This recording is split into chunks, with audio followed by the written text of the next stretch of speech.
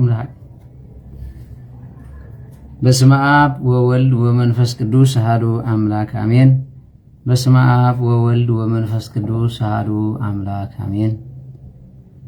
በስመ አብ ወወልድ ወመንፈስ ቅዱስ አሐዱ አምላክ አሜን። ይትባረክ እግዚአብሔር አምላከ አበዊነ ለዘአብጽሐነ እስከዛት ሰዓት ስቡሕ ንውእቱ እኩት ንውእቱ ለዓለም ቅዱስ እግዚአብሔር አምላኽና ነሳዓት ዘብጽሕና ክብርን ምስጋናን አምልኾ ውዳሴን ንዘላለም ንዕኹኖ እመቤታችን ቅድስት ድንግል ማርያም በአማላጅነት ዓቂባ በቃል ኪዳና ከብኪባ ነሳዓት ዘብጽሕትና ንዓውን ክብርን ምስጋናን ይብጽሐያ ሕርያን ቅዱሳን መላእክት ነቢያት ሐዋርያት ጻድቃን ሰማዕት እግዚአብሔር ብዘኽበሮም መጠን ንዕውን ክብርን ምስጋናን ይብጽሐዮም አሜን። በረከትን ረድኤትን ናይ ሊቀ መላእክት ቅዱስ ሚካኤል አማላጅነት ናይ አባ ሳሙኤል ዘዋልድባ ምስ ኩላትና ህዝበ ክርስቲያን ይሁን አሜን። አቤቱ ናይ ሰራዊት ጌታ እግዚአብሔር አምላኽና ኃጢአትና ኸይራኻ ስጋብ ሰዓት ዘጽናሕካና ንስኻ ኢኻ እሞ ክብርን ምስጋናን አምልኾ ውዳሴን ንዘለዓለም ንዓኻ ይኹን። ተረፈ ግዜናን ሰዓትናን ብቅድስና ተመሊእና መታን ክንከይድ ንሐዋርያት ጸጋ መንፈስ ቅዱስካ ክንሰደድካ ንዓናኻ ጸጋ መንፈስ ቅዱስካ ስደደልና ርህርህተልና ቁራሪተ መዓት ቅድስት ድንግል ማርያም አዴና ናይ ወትሩ ጸሎትክን በረኸትክን አይፈለየና ክሳዕ ነስምሮ ክዕገሰና ንሆ ንስኺ ድማ ስሌና ጸሊ ንቅዱስ ኤፍሬም ንባ ሕርያቆስ ንባ ጊዮርጊስ ዘጋስጫ ንቅዱስ ደቅስዮስ ንዮሃንስ አፈወርቅ ንኹሎም ዝባረኽኪ ንዓናውን በረኸትክን ረድኤትክን አሕድርልና ሊቀ መላእክት ቅዱስ ሚካኤል ንሆን እስራኤላውያን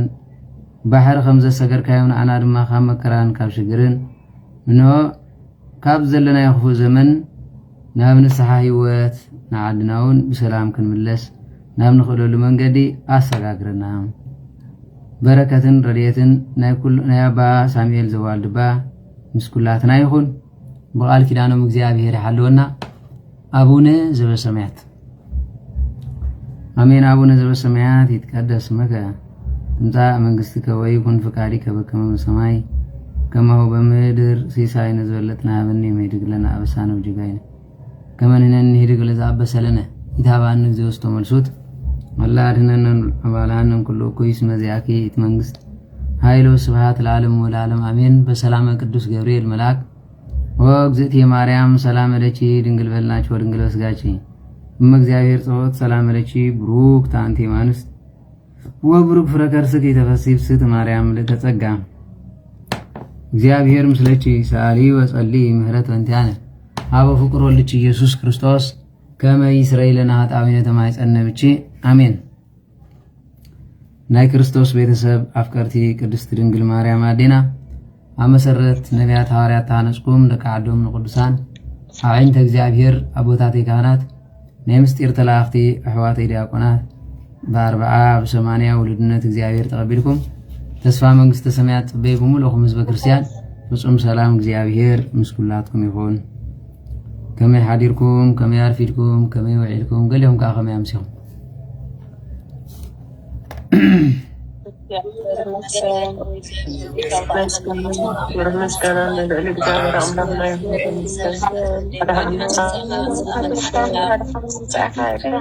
እንኳዕ ደሓን ፀናሕኩም ምሕረቱ ብዙሕ ኪዳኑ ሰፊሕ ዝኾነ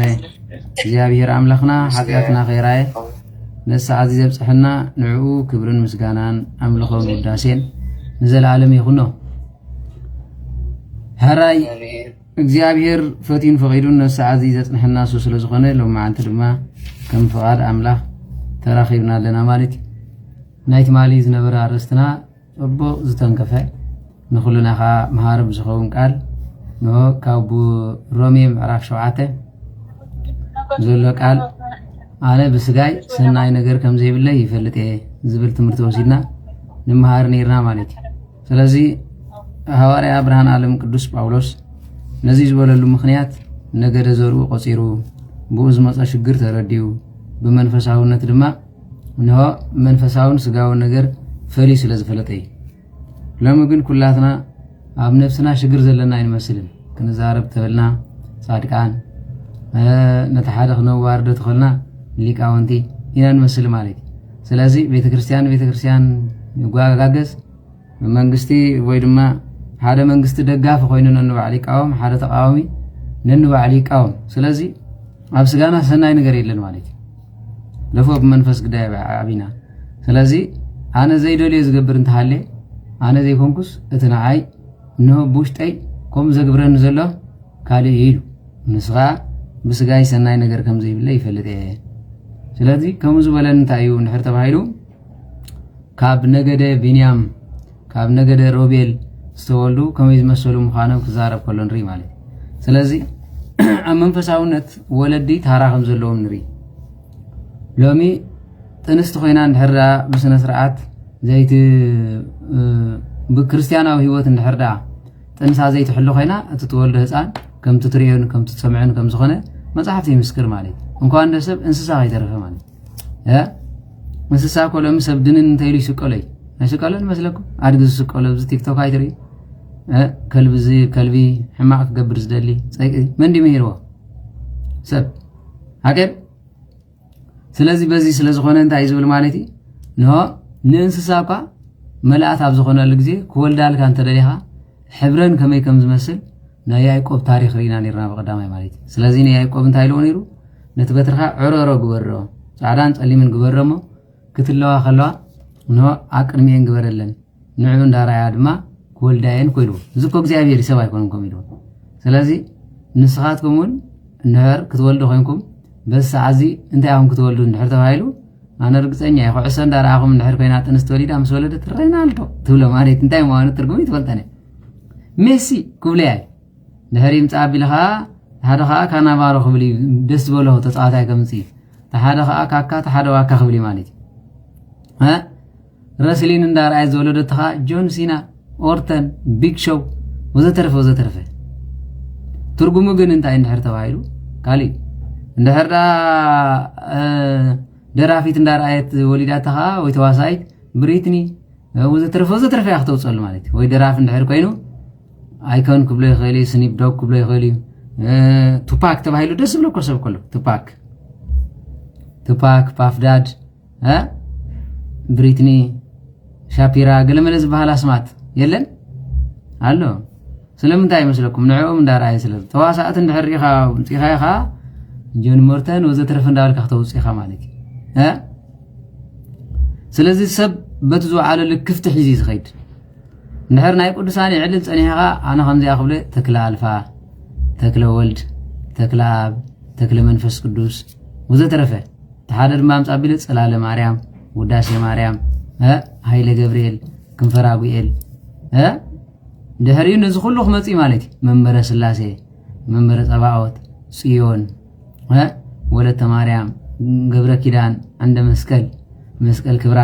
ወዘተረፈ እዚኦም ከም እንታይ እዮም ዝውለዱ ማለት እንድሕር መጽሓፍ ቅዱስ እንዳንበብካ ኮይንካ ኣብ ጥንስቲ ኮይንካ ኸ ኤልያስ ኤልሳ ኢሳይያስ ዳንኤል ህዝቅኤል ነቢያት ትዝርዝር እንድሕር ግብረ ኣብ ሓድሽ ኪዳን መጽሓ ጴጥሮስ ጳውሎስ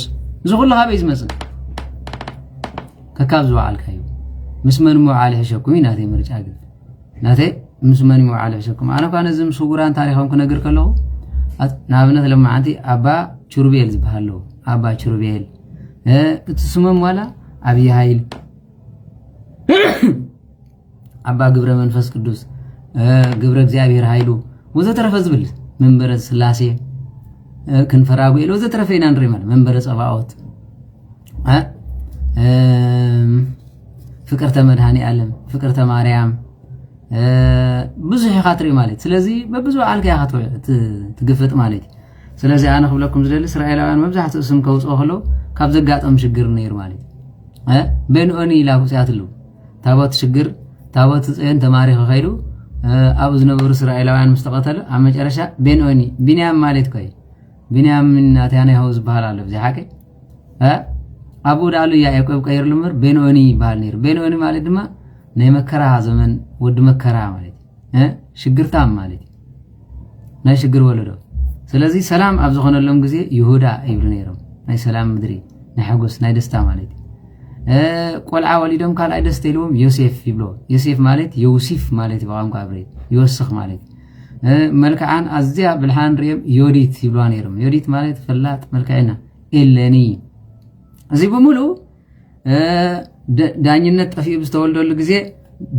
ዳንኤል ኢሎም ይፅውዑ ነይሮም لو هفتسأنا الجزء خولر كله يوناس يوناتان وزترفه وبت أملاخ أزرح قالوا خولر خلوا يوناتان ناتنائيل وزترفه لما يوصل نيرهم تسمعتهم كم تايز مستجز يزجلس نير مالي من فبيست زبلو نيرهم أقول سبار منهم ترجم زي ولي أبي ولا تبي أجلوا مالي جلوا مالي دما تروح مريت مالي إسرائيلاويان سمنا موسى بحر لهم حاجة جزء نو بوكيم ميلهم زوج لهم كله بوكيم نتبوتا غير ترفه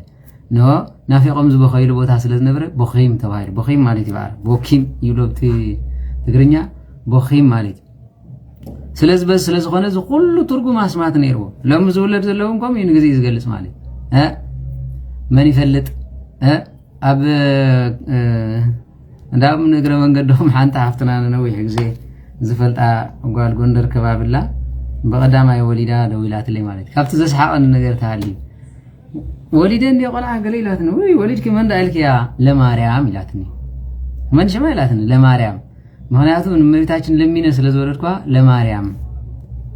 ለመድኃኔ ዓለም ለማርያም ንማርያም ይበያ ማለት ዋይ ጽቦ አንተ ጽቦ ስምባ ተውጹ ምናልባት ወድን ተወሊደ አነ خنታይ ክብለ ይላትኒ ወይ ንስኻማ ደንገ ኻስለ ዘላ ወድን ተወሊድካ ዘገየ ወለ ይላትኒ ማለት هجانا زغير من نجر مهنياتو عدم زي دك خاي تمرع سجه تولد ይላል هي قليلا እንዳይላትን መስለኩ ዘገየ ወለ ይላል ካላይን ተወሊድካ የት ነበርክ ሳልሳይ ይሻላል ራባይም ሰጻታንን ተመስገን ወለ ይላል እንጂ ተሰብ ስምናይ ሙጻ ባህሪውን አለ ማለት ስለዚህ ደንጎኻ የት ነበርክ ወለ ይላል የት ነበርክ ዳህሪው ዘገየ መጀመሪያ ዘገየ ይላል ዳህሪው የት ነበርክ ዳህሪው ከተወልኩ አንተ ይላ ማለት ይሻላል ስለዚህ አብ ክልል አምሐራውን ከቆሚ ስለሺ ይመስላል አባት ምክንያቱ ምስተወልደ ንዑ ብዙሓት ሰበት እንተ ነይረዋ ኮይኑ ወይ ድማ በመንፋዓቱ ንዑ እንተ መሲሉ ይመስላል አባት ይመስላል እናት ወዘተረፈ ማለት አቦ ይመስል ማለት አብዝናይ አምሐራ ክልል ልክ አኸምዝናይ ዕብራውያን ስማ ዋጻጻ ይዘሉ በብዘጋጠመም ችግሪ ሽብር ጊዜ እንተ ተወሊዶም አሸብር ከቢድ ጊዜ እንተ ተወሊዶም ከበደ ቀጥቅጤ ደፈረ ወዘተረፈ ማለት እዚ በሙሉ ጽብሖሚ አባናውን ኮ ዘመን ነሪ እንደህረ ታንክታት ነረን ኮይነን ጆጋር ተባልተ ነራ ጆጋር ደንደን ወዘተረፈ ጽቡቅ ዕርድን ተነይሩ ዕርዲ ጽቡቅ ድፋዕ ተነይሩ ድፋዕ ዝባል ቆልዑን ኩሉ ሞርታር ዶሽካ ወዘተረፈ ዝብሉ ማለት ኣብ ግዜ ደርግ ዝተወልዱ ኮ ሁሉም ፍሉጣት መንታይ ባሃሉ አብይ መንግስታችን ስለዝሉ ዝነበሩ አብይ ይብሉ ማለት እዚኦም ብሙሉኦም ንዕዩ ገዛኢ ዝነበረ ግዜ ተኾይኑ ገዛኢ ውለድ ሽዑ ምስ ተወልደ ተቆልዓ ሙሉ ህይወት ገዛኢ ይኾነካ ገዛኢ زم هجي تولهم زلهم قالوا هجي نحريهم جزائي قال ملئ خوم زقبوا مير جزائي عشبر كت يده فريق قال ملئ خوم زقبوا مالتي سلازي زخول نرينا مالتي ناس إن تغلقيلات تهايلا ناس إن حارنت عرارب وذا ترفز بحال كله ودك تقادل تهايلا عرارب مبلغ راقص بحال اللين مالتي عرارب شعوب مستولد ولا عرارب سلازخونا معراب نالك سيزعب كي مسلكم مصحف زاربوا كوي سلازي سم تنبيت يقدموا لنجر لتنبيت انت يقدموا يقدموا هذا غزي لك سبات كلا غصو اف تنبيت كم زحضر لك يتفلط እንደው ነመይታችን ቅድስት ድንግል ማርያም ማይክ ተቀዳህ ከላ አዋል ኢየሩሳሌም ለዕሊያ አስተሃቀራሃ ወይበላ አንተኑ ዘተወልዱ ዘይብሎ መሲህ ክርስቶስ ኢለን ተላገጻላ አንስገር የሆነት መሲህ ክርስቲያን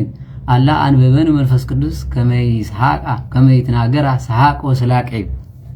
ሰሃቅን ስላቅን ከዛራዋ ኳስ መንፈስ ቅዱስ ደፋፈኒ እንደገና መንፈስ ቅዱስ ኣብ ጊዜ ሽግር መከራን ዝገለጸሉ ድማ ሊቀ ካህናት ነበረ ኣብ ኢየሩሳሌም ነዚ ኢየሱስ ዝባሃል ክርስቶስ ዝባሃል እንታይ ንግበር ረኽብሉ ከሎ ኩሉ ሰብ ካብ ጠፍእ ንሓደ ነጥፋየ አላ መንፈስ ቅዱስ አንበበ በላሊሆም እንሆ ኃጢአት ኩሉ ክጸወር ዝኽእል ክርስቶስ ስለዝነበረ መንፈስ ቅዱስ ኣብ አሃብ ሓዲሩ ንፍርዱ ንገዛ ርሱ ባዕለኹም ዝገበራ ይብል ስለዚህ እዚ ኩሉ ክርዳኩም ኣለዎ ስለዚህ ኣብ ከባቢ ናጽነት ተወልድለው ከባቢ ካልእ ተወልድለው ከባቢ 2000 ተወልደ ዝኾንኻ ዋርሳይ ኩዕሰ ጻወት ተነይርኻ ከም ዝበልናኩም ሬናልዶ ናኑ ከም ዝበሃል ቆልዑ የለው ኣለውኮ ህቡብነት አዝወፀሉ ግዜ ማለት ስለዚህ ሁሉ ግን እንታይ እንድሕር ተባሂሉ መጨረሻ ናኑ ትብሎ ቆልዓ ሒዞ ከምዚ ኢሉ ነው ክብል ይዝውዕል ማለት ሓዛሉ ቆልዓ ማለት ኮይና ነው ትርጉም ይብሉን እንዳውም ሓደ ብኤርትራ ስኑብ ኢሉ ውፅኢሉ ስኑብ ማለት መጥማጥ ማለት ሓደ ግዜ ፈሊጣ ዲና ነውፆ አይደና ዋይርደኒ መጥማጥ ማለት ይስኑብ ኢቦኒ ኢሉ ዘውፀሉ ነይሩ ማሕጋፅ ማለት ኢቦኒ ማለት ክርፃና ዓቢ ማለት ኢቦኒ ዝብል ፊልም ስለ ዝነበረ እቲ ኢቦኒ ዝነበረት ጉሪላ ሓያርዮ ማለት ኢቦኒ ማለት ግን ማሕጋፃት ህባይ ንባዕሎም ይፈላለዩ ሓቂ ጉሪላ ማንኪ ወዘተረፈ ዝበሃል ሰለስተ ዓይነት ኣለዉ ወዓ ግን ባዕሎም ይፈላለዩ ስለዚ በብ ዝነበሮም ዝብኡን ይፈላለዩ ሓቂ ኣብ ዓድና ክልተ ዓይነት ዝብሎ ሓደ ዝብእ ንብሎ ሓደ ኸ ኣጨብር ኣሸብር ዝበሃል ኣለ ሓቂ እንታይ ዲ ዝበሃል ሓደ ዝብኢ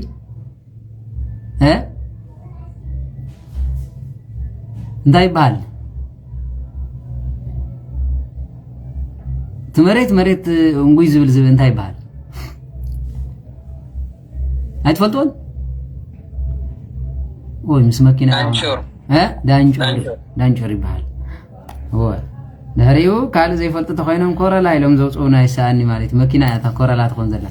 እንድሕር ፊያት መፂኻ ፊያት ክብለ ኢለ ካምፓኒ ክትኮነሉ እታ ቆልዓ ኣነ ዝገርመን ነገር ታዲ መጨረሻ ካምፓኒታት ከይተቐይረዎም ነቶም ገዛ ስለዚ ዳንጮር ዝበሃለው ንትሰቡን ኣብ መጨረሻ ሳጓ ክተውፅኦ ኣለኻ ዳንጮር ትብሎሞ መጨረሻ ዳንጮር ዝበሃል ዝብኢ ካብቲ ዝበልዖ ዘእውየ እዩ ዝርብሸካ ሓቂ ዶ ወይ ኣብ መሬት ኣድጊቡ ኣፉ ማለት ኣብ መጨረሻ እንጉይ ዝብል ይኸውን ማለት ዳንጮር ኢሎም ሳጓ ያውፅሉ ማለት ይበኣስ ኢልዎ ማለት ትሳጓ ናይ ዓድና ከይተረፈ ብጣዕሚ ሕማቕ ስለዚ ነዚ ኩሉ ሽግር ነምፅኦ ዘለና በዓልና እዩ ነዚ ስለ ዝኾነ ብርሃን ዓለም ቅዱስ ጳውሎስ በረከትን ረድኤትን ይሕደረና ኣነ ብስጋይ ሰናይ ነገር ከም ዘይብለ ይፈልጥ እየ ዝብል ደው ኢልና ነርና ትማሊ ኖ ነቲ ዘይደልዮ ይገብር ካብ ዘለኹ እቲ ውሽጣይ ኣብ ስጋይ ዝነገሰ ዳኣሉ እምበር ኣነ ይኮንኩን ኢሉ ብድልየተይ ግን ንእግዚኣብሔር ይደልየ ይብል ኣብዚ ብዝያዳ ኣጉሊሕዎ ዝርከብ ኣብ ግብረ ሃዋርያት ምዕራፍ 9 ምዕራፍ ይቕሪታ ሮሜ ምዕራፍ 9:10 ዘሎ ጽቡቕ ኣብሪህዎ ዝርከብ መጽሓፍ ክተንብቡ ከለኹም እታ ጠቕሲ ክተንብቡ ተኾንኩም ካብ መጀመርያ ስጋ መፈጸምታ ይብል ነታ ምዕራፍ ክትርድአኩም ተኾይናታ ትምህርትኻ ተመሊስኩም ሓደ ምዕራፍ ነድሕሪት ሓሊፍኩም ከዓ ክልተ ንቕድሚት እንተንቢብኩም ኩሉ ግዜ ብሉፅ ኣእምሮ ተሰኪምኩም ኢኹም ትኸዱ ነቲ መጽሓፉን መንነቱ ይርድአኩም እዩ ሓደ ሓውና ክሓተኒ ዝመፀ ነይሩ ጎይታ ኩልኹም በልዕ ተፈቒዱልና እዩ እንዳበለ ከለሲ እዚ ኣይትብልዑ ትብልስ ኣብ ሓድሽ ኪዳን ዘይብላዕ የለን ኢሉ በልብልዐኒ ሓደ ቦ እንታይ ኢሎሞ ይበሃል ነዚ ትምህርቲ እዚ ጌጋ ኢሎም ይምህሩ ስለ ዝነበሩስ ሰብ ካብ ምንታይ ከም ተፈጥረ ትፈልጡ ዶ ኢሉ ቁርብ ሳይንስ ተማሂሩስ ንቤተ ክርስቲያን ካብ መፂ ማለት እዩ ሕጂ ንሶም እንታይ እዮም ኢሎሞ ማለት እዩ ዋ ካብ ምንታይ ተፈጢሩ ዳ ስላሴ ንግበር ሰብኣ ብኣርኣያነ ብኣምሳሊነ ስለ ዝበለ ሰብ ካብ ጭቃ ተፈጢሩ ኢሎም ኣይ ካብ ጉሪላ እዩ ከምዚ ዝኒነ ዝበለ ማለት እንዳ ካብ ዓሌትኩም በር ካብ ዓሌትናስ ካብ ህበይ ተፈጥረ ይብልና ኢሉ ሕጂ እቲ ሰብ እንታይ ዝኸውን ዘሎ ነቲ መጽሓፍ ጤል ክትበልዕ እንከላ እተን ዘድልያ ጠጠም ጠጢፋ እያ ትኸይድ ሰብ ግን ዘድልዮ ነታ ገረብ እንድሕር ፅቡቕ ፍረ ሃድልይዋ በየን ትፈሪ ከመይላ ወቕታት መፅእ ከምኡ ዘፅንዕ ሰብ ዝበሃል እዩ ዝብለኩም ንሕር ዓመፀኛ ሰብ ኮይኑ ግን ካብዚ እኒአው ድሕረ ስለዚ ምዕራፍ ንዕኦም ትመሳሰለሎም ሰሚዖም ምስከዱ መጽሓፍ ቅዱስ አንቢቦም ዝወድዎ ዝመስሉ ሰባት ኣለዉ ንሱ ጌጋ ኣብ ኩላትና ከረም ዝግብኦ ነገር ታሃልዩ እዩ መጽሓፍ ኣይተቕተል እንዳበለ ከሎ ዓይኒ እንታይ ዝብል ኢሉ ሓደ እውን ዝሓተተን ነይሩ ኖ ዓይኒ ዘንቆሮ ዓይኑን ቁር እንዳበለ ከሎስ ስለዚ ኣይተቕተል ዝብል ሕጊ ዳ ንምንታይ መጽ እዩ ትኽክል ክትሓትት ተኾንካ ግርም ስለዚ ኣባና ሰምቕታል ይፍቀድ ኢሉ ዋ ኣረ በስመ አብ በል ኣይፍቀድን ኖ ንዳዊት ጎልያድ ቀቲልዎ ከም ዓወት ተቆፂሩሉ ስለፀረፈ ብሰብ ሓሪር ይጥፊዎ እዚ እንተኾንካ ሃይማኖት ጣዖት ዘምለኸ ካብ እንስሳት ዝነኣሰ ባህሪ ስለ ዝነበሮ ባዕሉ ብዘምፅኦ ድማ በዚ ወዲዮ እዚ ይበሉ ሓደ ሰብ ኣይተቕተል ማለት ሰብ ስነ ምግባር ዘለዎ ሰብኣውነት ዘለዎ እዩ ብስላሴ ዝተፈጥረ እዚ ግን ምንባር ዝኸእሎ ከምዚ ዝገብሮ እንተኮይኑ እግዚኣብሔር እንኮ ንፈጣሪ ንስኻ ፈጣሪ ኣይኮንካን ኢሉ ዝኽሕደ እንተኮይኑ እኮ መዓትን ምፅኣትን ገይሩ የጥፎ እዩ ካብ ሕጊ ወፃኢ ስለ ዝኾነ ማለት ስለዚ በዚ ስለ ዝኾነ ነዚ ኢሉ ድሕሪኡ ሰብ ኣይትቕተል በጃት ዝመሰለ ሰብ ብመልክዕን ብምሳሌን ፈጢረ ይብል ስለዚህ ንኹላትና ኢሉ ሰብ ንፍዳ ሓጢኣትና ዝመፀ ንሱ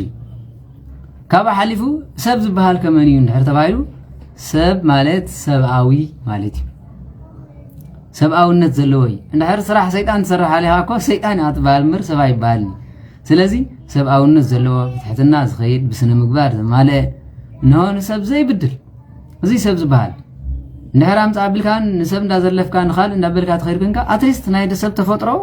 ናይ ሰብ ባህሊ እኳ ዘይተኽብር ተኾንካ በቲ ባህሊ እኮ ትፍረድ ኢኻ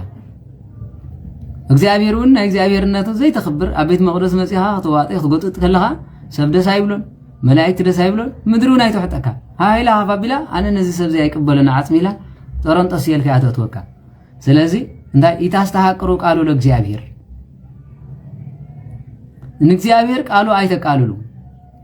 ንመንነት ኣምላኽ ድማ ኣይትናዓቑ ይመስልኩምኒ ከመ ምድርኒ ትትቀበለክሙ ኖ ከምዚ ኢልኩም እንዳተዛረብኩም ምድሪ ተቐበለኩም ዶ ይመስለኩም ኢሉ ዕፃውኒ ተመልከቱ ዕፃው እንተኾነ ኣባኹም ክወድቁ እዮም ደነጎላታትን መደረጓሕ እንተኾነ ኣብ ልዕሊኦም ክመፁ እዮም እንተመትኩም እኳ ምድሪ እይትቀበለክሙ ኣላ እንታይ ትብል ማለት እዩ ትንህል ኖ ንሂላ ሃሂላ ንታሕቲ ዳ ተውሕጠኩም እምበሪ ምስ እግዚኣብሔር ምብኣስ ከቢድ ስለዚ ስለዝኾነ ዘየድልየካ ምዝራብ ፅቡቕ ኣይኮነን ማለት ስለዚ ብርሃን ዓለም ቅዱስ ጳውሎስ ነዚ ፈሊጡ ዝተዛረበ ቃላት እንተሃልዩ ኣነ ብውሽጠይ ሰናይ ነገር ብስጋይ ሰናይ ነገር ከም ዘይብለ ይፈልጥ እዩ ገገዙ እንድሕር መፂ ኮይኑ ኣዲዮ ቆለ ነይራታ ኣቦ ዛር ነይርዎ ከምዚ ገይሩ ብደም ተሓፂቡ ዘይበሃል ትውልድ የለን እንተተሪፉ ከዓ ወተሃደር እዩ ከምዚ ነይሩ ዝብል ኩሉ ግዜ ኢና ንሰምዕ ማለት እዩ እዚ እንድሕር ሃልዩ ኮይኑ ኣቦኻ ንስሓ ዘይፈልጥ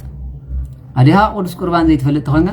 ጽቡቕ ውላድ ይዕብልኹ እንተበልካ ነፍስኻ ጥራይኻ ተጣልል ኮምፒተር ገዝየሉ ሃየ ገይም ተፃዊቱ ከምዚ ገይሩ ጂኔስ ኮይኑ እንተኾነ ናብ ጅንሱ ምቕያር ኣይትርፉን ጠይቂ ተቆልዓ ኣይሰምዕኒ ኣምላኽ ኢልካዮ መኒራ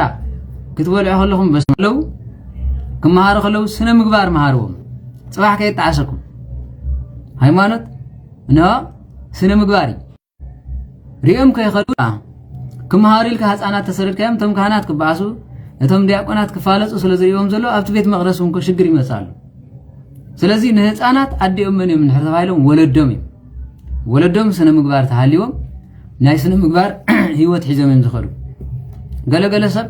መብዛሕትኡ ሰዓዚ 666 መንፈስ ኣሎ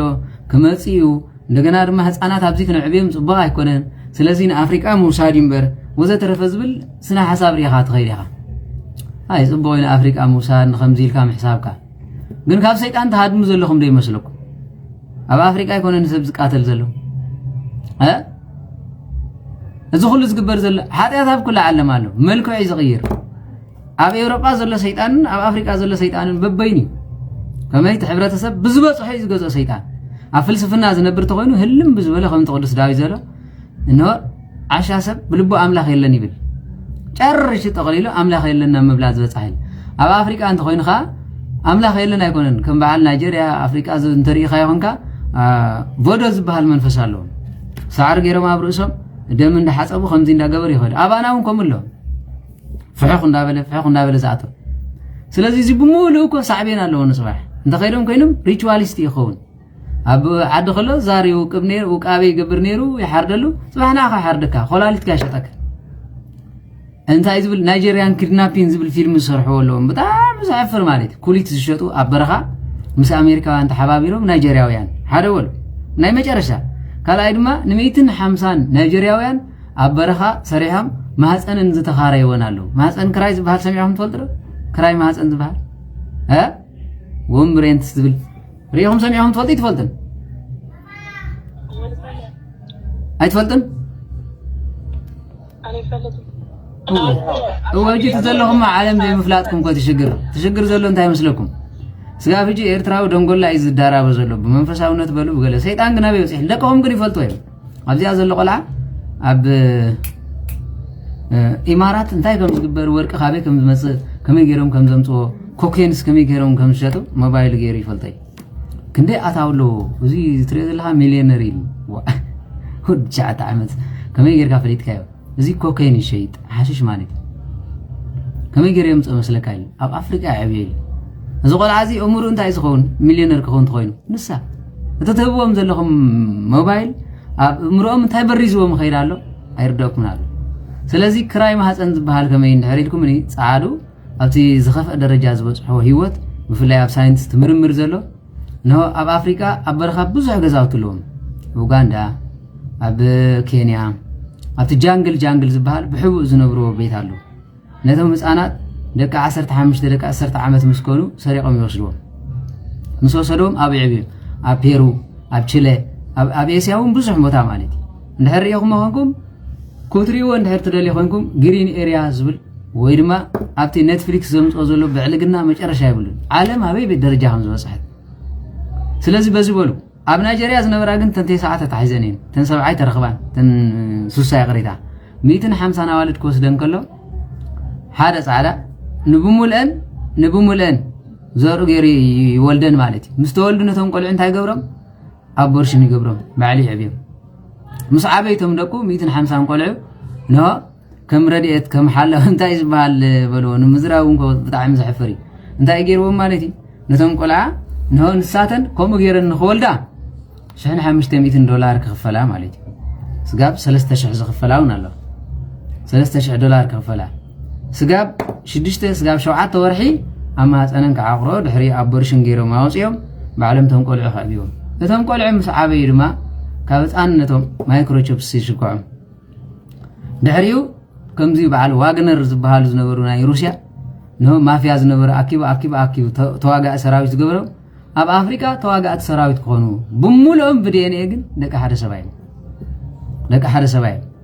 ኢማጂን ዘረን መስናት ዝገብሩ ነገር የለን ኣብ መጨረሻ ነዚኦም ቡርታዓት ተዋጋአትዮም ዝገብሩም ህጂ ኣብ እخواጎ ኸለው ነዘና ዴታት በሙለን ክሰድወንም እቲ ቆልዓ እንታይ ኢሉ ኸዕብዮም ንስኻትኩም ዘኽታማት ኢኹም አዲኹም ናበኹም ደርቢዮምኹም ኢሉ ይኸዕብዮም ኣብ መጨረሻ ዞም ሰባዚዮም ነብኹም ከም ዝገብሩ ስለ ዝኾነ ክትብቀልዎም ይግባእ እንድሕር ተባሂሉ እዚኦም ተስዮም ንሕስያ ዝበሃል ኣይገድፍልካን እዮም ሓደ ወለድ ይብሎምን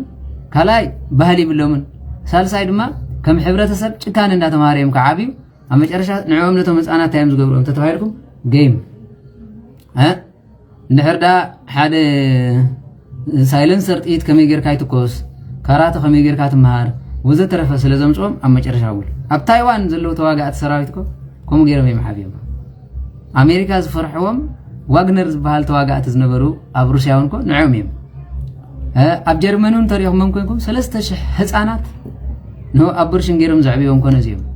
ስለዚህ ተመጻናት ደቀመንም ንሕር ተባይሎም ጀርመናውያን ይመስልኩም እና ፊሊፒን እዞም በዝ ታሕት ዘለው ጥፍኖ ዝበሉ ዕለቅልቅ ማይ ዘጋጥሞም ካብኦም እዮም ዝወስዱዎም ስለዚህ ናይ መጨረሻ ዘመን ዝበጻሕናሉ ስለዝኾነ ንህፃናትኩም ሓደራ ዕርክነት ምስደቅኹም ክልወኩም ኣለዎ ምስደቅኹም ዕርክነት ሃሊኩም ግዜኹም ንዓሃብዎ ገሊኹም ኣብ ፖለቲካ ትውዕሉ ገሊኹም እንታወዱ ዛርሳ ሓንታወዱ ከምዚ እንዳበልኩም ህፃና ኣብዚ ይሰማዕ ኣሎ ንስኻን እንዳበልካ ያኻሊድከ ድሕሪት ወድኻን ዓሃጢት ገይሩ እንተንጢርካ ማዛል ምግያሌኻ እዝናትካይ ምክንያቱ ባዕልኻ ሰሓልካዮ ምን ደኸወገልካ መጽሓፍ እንታይ ዝብል ኖ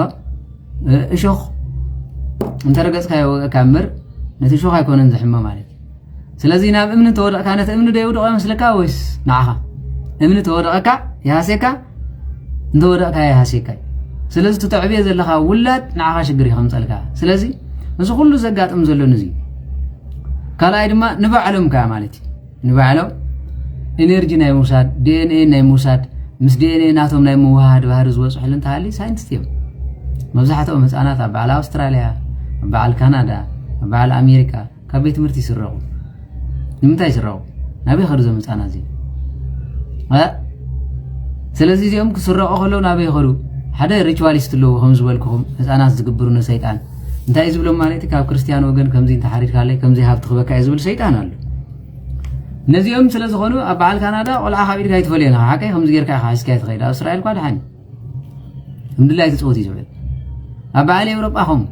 ቆልዓ እንድሕር ኣብ መንገዲ ረኺቦም ኣይህቡኻን እዩ እንኳን እንደንሱ ኮይኑ ተሪፉ ከምዛ ኢሒዶም ዝወለዶም ንቆልዓ ክትዕቢ ትኽእልን ስለዚ ፀጋ ይብልካ ነው ዝተረፈ ኢሎም ንህፃናትካ ከም መዕበይ ዝወስዶ ኣለዉ ደቀም ክዕቢ ዘይከኣሉ ንዓኻ ንደቅኻ ክዕቢ ኢልካ ማለት ድሕሪ ነቲ ቆልዓ ወሲዶም እንታዮም ከምህርዎ ንሕሪ ኢልኩም ትሪእዎ ትኽእሉ ኢኹም ኢትዮጵያዊ ካብ ህፃንነቱ ክንዕብየ ኢሎም ዝወሰዶ ኣብ ኣውስትራልያ ግብረ ሰዶም ኮይኑ ትሪእውን ስለምንታይ ከምኡ ኮይኑ እቶም ሰባት ባይናሪ ስለ ዝኾኑ ብንቡርን ዘይንቡርን ስለ ዝረኸቡ ንዕኦም እንዳራያ ስለ ዝዓበ መጨረሽታ ሞዴሊስት ጓል ኮይኑ ክዋሳ መፅዩ ኣብ ቱር ዲ ፍራንስ እንድሕሪኹም ኮይንኩም ኣብዚ ኦሎምፒክስ ናይ ፍራንስ ዝነበረ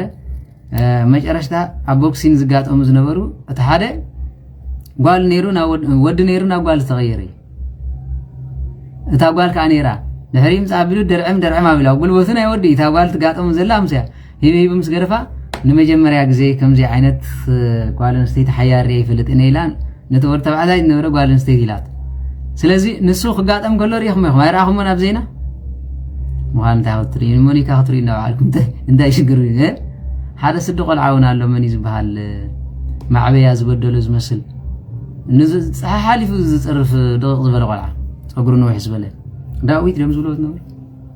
ንኸም ማለት እዚኦም ከም ማዕበያ በዲልዎም ናዮም ናብቲ ሚድያ ከመይ ኢሉ ሰይጣን ኣምፂኦም ገርመኩም ግባእ ነዚ ክትሰምዑ ትውዕሉ እንተኾንኩም ሰባት ክትኮኑ ይትኽእሉ ኣትሊስት ዓለም ኣበይ ደረጃ በፂሓ እንታይ ህይወት ኣሎ ዋት ኢዝ ኒው ኢን ደ ወርልድ ኢልኩም ካብኡ ክትሃድሙ ፈትኑ ተመልከቱ ድሕሪ እዚ በዚ ኩሉ ሽግር ዝመፅእ ዘሎ ንሪኦ እዚ ኩሉ ሽግር ዝመፅእ ዘሎ ዓለም ብዘይምፍላጥኩም ትነብርዎ ገዛ እኳ እንዳመን ምዃኑ ዘይምፍላጥኩም ወረቐት ተተሳሊጥዎ ቴንክ ዩ ቨሪ ማች አም ካናዲያን ፍሮም ናው ኣውስትራሊያን ፍሮም ናው ኖ ዝብል ሰብ ኣሎ ማለት እዩ ኣበይ ኸድሎ እቶም ቆልበት እንታይ ይኾኑ ኣለዉ ፅባሕ እንታይ እዮም ክኾኑ ስለዚ ነዚ ኩሉ ሓሲብኩም ተገይርኩም ኮይንኩም እቶም ኤርትራውያን ካብዙ ይትወፁ ከም በዓል እስራኤል እኳ ከቢድ እዩ ኣብዛ ዓዲ ንፉዓት ዝረኣኽዎም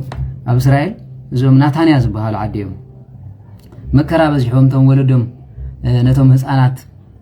ጫቃታት እዮም እቶም ኣብኡ ዝነብሩ መብዛሕትኦም ብመስተ ዝወደቑ ኮይኖም እምበር እቶም ኣብኡ ዘለዉ ሰብ ሓዳር ይሕሹ ካብዚ እስራኤል ብሙሉ ዝረኣኽዎ ማለት ካልኣይ ድማ ግራት መላኺ ዝበሃል ከባቢ እንታይ ዝበሃል ረሆበት ዝበሃል ከባቢ ዝነብሩ ኣብኡ ዘለዉ ሕብረተሰብ ተቃዋምን ደጋፍን ዘይብሎም ነቶም ህፃናት ፅቡቕ ናይ መርኣያ ክስታይ ኣለዎም ኣብዚ ናይ ናታንያ ዝረኣኽዎም ድማ ቤት ትምህርቲ ውፅኦም እቶም ህፃናት ኣትሊስት ቋንቋኦም ክመሃሩ ናብ ሃይማኖትን ክምዕብሉ ኣብ ተልኣቢብ ግን ንኽእሉ ክትመሮም ኣይትኽእልና ዋላ እንተመሃርካዮም እቶም ህፃናት ነቲ ዝሪእዎ ብጥርሙዝ ዝፋግእዎ ስለ ዝሪኡ መጨረሻ ሓሊፍ ክትብል ከለካ ብትን ከብልካ ክእሉ ስለዚ ንህፃናት ካብ ከምዚ ዓይነት ዘለዎ ባህሪ ኣርሓቕ ኣቢልካ ኢኻ ትዕብዮም ስለዚ ነዚ እዚኦም ፃዓዱ ዝሰርሕዎ ከም በዓል ግሪን ኤርያ ፔሩ ኣርጀንቲና ኣብ በዓል ላቲን ኣሜሪካ ሜክሲኮ በረኻ ሜክሲኮ ትበሃል ዓዲ እንደገና ድማ ኮሎምቢያ ወዘተረፈ እቲ በረኻኦም ብጣዕሚ እዮም ጥቀምሉ ኣብ ዕራብ ታሪኻ ድማ በዓል ፓኪስታን ህዝበኪስታን ኢራን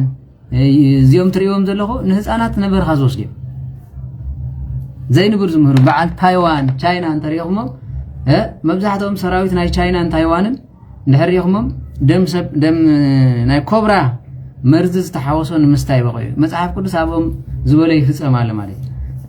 ዝቐትል መርዚ እኳ ተሰተዩ ኣብ ሽዑ ኣይሞቱን እዮም ዝብል እዩ ማለት ስለዚ እንታይ እዮም ዝገብሩ እንድሕር ተባሂሎም መጀመርያ ብረቂቕ ከምዚ ቫክሲኔሽን ክታበት እቲ ሕማም ኢኻ ትውጋእ ሓቂር ብውሕድ ዓቐን ትውጋእ እሞ እቲ ነብስኻ እቲ ናትካ ሬድ ብላድ ሰልስ ወይ ዌይት ብላድ ሰልስ ዝብልዎ ንዕኡ እቲ ናይ ፕሮቴክሽን ሓይል ዘለዎ ተቃዊሙ ስዒርዎ ኣሎ ማለት ድሕሪ ቁርብ ካብን ብርትዕ ዝበላ ትዋጋእ ድሕሪ ድማ ከም ትገብር ኣብ መጨረሻ እንታይ ዝኸውን እቲ ነብስኻ ኣልኮሊዛ ተሓቂብ ተላሚድዎ ኣሎ ማለት ስለዚ ነቲ ሕማም ፋይት ክገብሮ ክኢሉ ዝብል እዩ እዚ ከዓ ልክዕ ነቲ መርዚ ናይ ኮብራ ዝበሃል ተመን እንታይ እዮም ዝገብሮ ብውሕድ ኣማውንት ናብ ማይ ናብ ቮድካ ናብ ዝስተ ናብ ቢራ ዝኣመሰለ ይሰትይዎሞ ሽዑቶም ወተሃደራት ክኸዱ ዋን ሻት ዝብሉ ኣሎ ዓቢሎም ይሰትዩ ሕጂ እቲ ነብሶም ደሪቑ ይፀንሕ ልክዕ ከምቶም እትማን እዮም ዝኾኑ ንዕኡ ተፃዋርነት እንዳተባሃለ ናይ ተመን መርዚ ስጋ ምስታይ በፂሑ ወዲ ሓወቦይ ብዚ መፂ ሽዑ ቮድካ መፂ ኢለ ይልግጥም ዘብለ ማለት ይጉድ ሽዑ ኣካላቱ ይደርቕ ነብሲ ከምኡ ክኸውን ኣይርድአን ግን ድሕሪ ንባዕሉ ስኔክ እዩ ዝኸውን ደም ምፍሳሲ ደስ ዝብሎ መርዚ ሕንዚ ምዝራብ እዩ ስለዚ ቀደም እኮ መስተ እኮ ብመሰረቱ ንሓጎስን ደስታ ኣይተፈጢሩ እምበር ንመቃተልን ንኻልእን ኣይኮነ ኣብ እንዳ መስተ ዝቃተል ይበዝሕ ኣብ ዓድና ሰትዩ ዝተቃተለ የለን ወይን ያስተፈስህ ልብ እክሊ ያፀንዕ ሃይለ ሰብ ቅቢ ያበርህ ገጽ ዝበሎ ቅዱስ ዳዊት ኣሎ ቅቢ ገጽካ ይበርህ ኣንጉዕካ ድማ ይድምቕ እኽሊ ጉልበት የጽንዕ መስተ ድማ ወይ ድማ ወይኒ ልቢ ዘደስት ተባሂሉ ኣብ በዓል ሰትዮም سحيقهم تساويتهم كيدهم با عملنا من شمو بعال إلنا خمزة إلنا ملو ليت خمزة أخن بالسحيقنا يزوع لو ما عندك نستيم سبلة مجمريات درفكم ونخلو نامت زتوعيم لحر برجيدنا حامل الخينو يحنن يا لو يبلو ترس ولا جي حنن سلت أنا حمل جرش عم السخرة صاح منها أكلوا زي رسو صاح منها عن سبا رسو صاح منها قش مغنيات حنيني مسيب حنيني مسيب أنت درفك وأنا بعلو من نقانا قناتك وين ها كما أوتاري انزيرا لا كم دي نو نفع مزيك أني لبس سحتي بل لبي زي سحب كما هوني كريستوس بارغانون زبحال دمس دس يبلا يبل كات إلو دما أتدقاف زلها مندلاي بالمان لقا خلو بسيطان سخرة ولدي مندلاي ولع يبلو أما جرشا مندلاي انت يسرح مسلكو نغيسو أب حمش تلغ زغت ها تولواري قبر وزترف زبل شعور سبيتو فوف تبل سباي فوف يبل هسان مسي فوف يبل زيهم كلهم قبابل كابيز تمسيهم مالي ها كابيم زبقلو زلو صباح انتاي كم زمص زلو غرداكم الله سلازي كاب مندلاي محرت كتصبي انت خوينكم ايش نتراي حنين خابز مسادما نعا تراغاغا اكتبلي تخليها سلازي حنين على تباهلو داسكم معنا نو كومبلي مندلاي تتباهلو خا ممصي مندلاي كل غزي حدا صلاي خلو يحباي شكو يبل زات قعم سرخبخا نخيسو قتيلو يزخي يبل عدخه تعمل لا انتي خصبت لكم الخمسي سلازي اتي دغافناي منغستي ناي مندلاي بحري متيو تكاي حنن الله سلاز بحال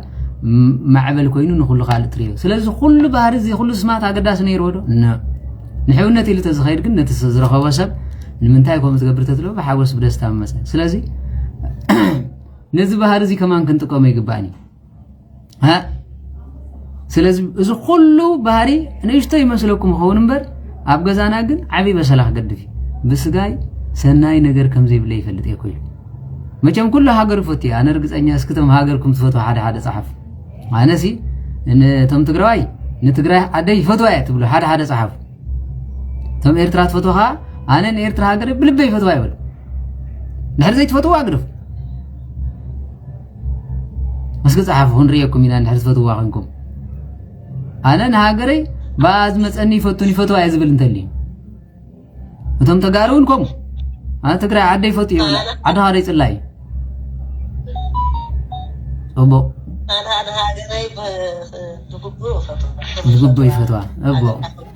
هاي أبو زين كلهم هاجركم تفتوا ياهم أول فتوى أيوة تزوج على كل الجناي هاي تبوا الريك تشني فتوى وإلا كسمو تعال أخيلكم لهم سلازي هاي يقولوا نتهاجر تفتوا ياهم تهاجر انتهي كوين الله شجرة قاتي مال حكيم شجرة وك تهاجر انتهي كوين الله تهاجر انتهي كوين الله شجرة قاتي مال حكيم شجر نهرا قاتي ما خوينو نابنت إلكتريكيلن يقولوا سولار زيت جزولات هونكم مالتي زين كلكم فتوا تهاجر نهر كوينكم أنا رجعتني 10 سب نسمرا مولو زاكل كاب تشاينا سولار كتو خلي تاونكم سولار زيتهم لا اوكي صرغيا يلن تبايل تاونكم بلدوزر غزيهم زيتهم تاونكم مالك اوكي ثم تغارخه زي بملو مسيلو تግራይ نو الى ابز حلف مالك بقى بلو عين حللن عدنا سلنفتو ذهبنا هيبنا خمس خنغبرينا لكم كوم زيت غبرو سلامتاي سلازي فورا هاجر دلكم ندار تبايلو سنه مغبار كلنا دو نو سنه مغبار زلو ኤርትራዊ ይሬ ኩለው ስነ ምግባር ተልህን ወላና ይር ሀገር ያታዓን ዘላ ሀገር ነትውልድ ተጸነያ ትውልድ ኮንደ ሐለፈ እንዳተተከይ ዝኸይር መንግስት እንዳተከይ ዝኸይር ክንደይ መንግስታት ነይሮም ክንደይ ነይሮም ካህናቱም ኮንዳሞቱ እንዳኸደም ዝኸዱ ቤተክርስቲያን ግን ነባሪት ያ ስለዚህ አና ሃይማኖት ቤተክርስቲያነይ ተዋህዶ ሃይማኖተይን ፈትዋ ይዝብል ተሃልዩ ቤተክርስቲያን ይስራሕ ገዳማት ይነጽ ሀገር ይፈት ይዝብል ተሃልዩ አታ ሀገር ባዲማ ያዘላ ባጽዕ ተራህመስ باصع مصواله كبر يصنع مالتي مصوا عزبلنا يردرا حقين دهري مصوا ترايلو ناي مصوا غيروا مالتي مصوا وعيتا خوينا انبر مصوا خيركم مچم نو قدم بعل كاب صرونا زخدو نيرم بعل عبايلا زبحالو ቀደም ደሮ እንታይ ይባል ደማም ይሸጥ አለው አይለም ከጽረና ክሻመን የምድም ይዘም ከይደም ነይረም ይባል ማዕረኽ እንደይ ናይ ዕዳጋ ከም ዝነበረት ለምግን እንኳን ዕዳጋ ደውል ምን ስድራهم አወርሒ ሓንቲ ግዜ መኪና ንዓሰብ ትኸይድ ግን ተባላሽን ጠስጢሰን በማይ ስራሕ እዚ ስንታ ገብረልኩም ኣነ ወድ ባጽ ኢለ ዝፍክር አለው ኣነ ወድ ጋሽ ባርካ ይዝብላለ ዘሓመቀኻ ጋሽ ባርካ ሰፊሕ ምድሪ ጎልጎልዩ ገርሰቱን ዲጋለዎ ገለለዎ ተባሂሎ ማለት እንታንኩም ኢሪጌሽን ዘይተቱ ማለትም ደቅ ጋሽ ባርካ ካካራ ሒስካ ምጉያይ ገለ ሒስካ ምጉያይ ነቲ ድንቁርና ናይ ህዝቢ ገዲፍኩም ትራክተራት ከኣተዋለውን ኢሪጌሽን ከኣትለዎ ኣብ ቻይና ሪኹም ኣለኹም ኣብ ድርኩኺት ናይ ገዝኦም ሳላጥ አቂሎም ዝበልዑ ህዝቢዮም they are very intelligent ግብር ስለ ዘይብሎም ማለት ንሱ ጥራይ ዝፈለጡ ኣብ ዓለም እንታይ ዓይነት ቱሪዝም ክስሕባ ኣለና ስለ ዝበሉ ናብ ሓደ ጎቦ ብቢትሮ ዝመስል ከምዚ ገይሮም ኣራኺቦም ናብ ኣብ ብምኻድ $100 ይኽፍሉኻ ማለት እዩ ጽቡቕ ሃገሮም ስለ ዝፈቱ ከይም ጃፓናውያን ማዕድን የብሎም ኣብ ዓለም ማለት ግን ኤሌክትሮኒክስ በዓል ታይዋን ወዘተረፈ ኤሌክትሮኒክስ እንዳማሃዙ ታይዋን ትበሃል ሃገር ተፈራሒት ጃፓን ትበሃል ሃገር ኣዝያ ምዕብልቲ ኖ ብሕብረተሰባን ብባህላን ድማ መኽበሪት ኮይና ኸይዳላ what did you for your country ታገርኩም ላይኹም ኣነ ኤርትራዊ ሓደ ልቤ ተሓደ ኸምዚ ዝብላሉ ሊቃውንት ክዛረቡ ከለው እንታይ ይብሉ መስለኩም ሓደ ሰብ ኩናት ዝውጅ እንተኮይኑ ይብል ማለት ምስ ነፍሱ ዝተጻለ እዩ መጀመርያ ምስ ነፍሱ ይጻላ ምስ ነፍሱ ኩናት ያትሉ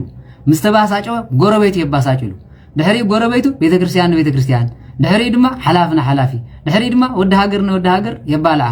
ካባ ሓሊፉ ድማ ሃገር ከይዲ ዘናቆት ይብሉ ማለት ኢሳያስ ቀውሲ እምሩ ጥዑይ ኣይኮነን እቶም ትፈትዎ ቤተክርስቲያን ሰሪሖም ዝገድሉ ማለት ጣዖት ኾነኩም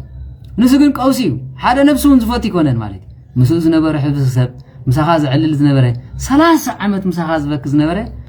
ከም ሰብ ዘይትሪእሉ ደረጃ እንድሕር ኮይንኮ አትሊስት ኮንፊዝ ክትኮን ኣለካ መልሓንቲ እምሮ ዘይብሉ ማለት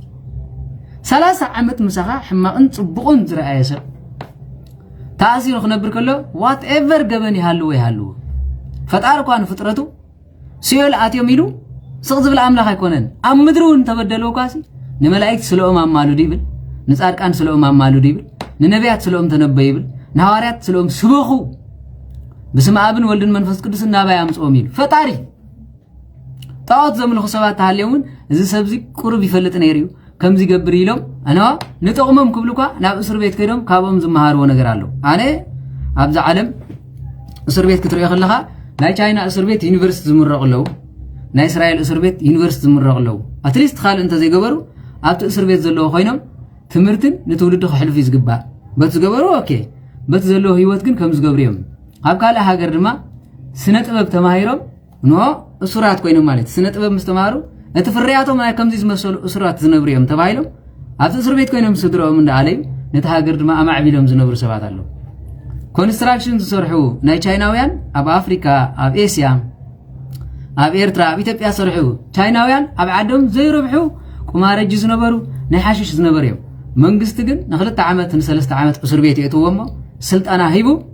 أبزع عدزي كتبالاش والناس اللي زخمكم نا أفريقيا خيرو كونستراكشن صرحيلو أو يسرعو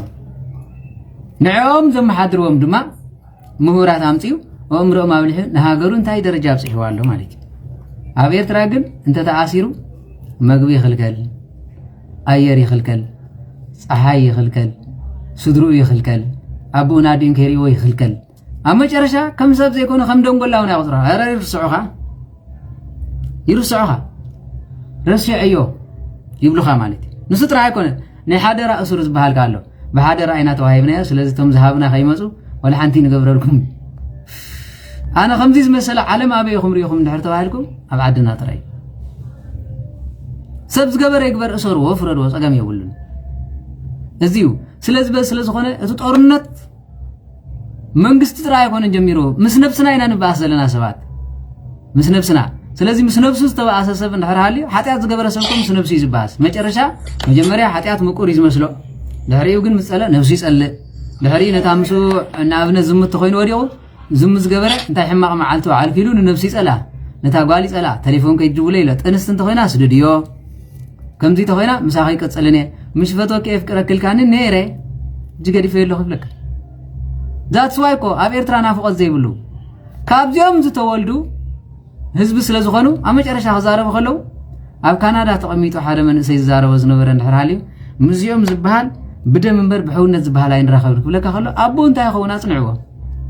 ادي انت يخون تلكمو ወይ በጊዕ ሕረድ ለይ በጃ ግበር ለይ ትብል ዝነበረት ክትኮን አለ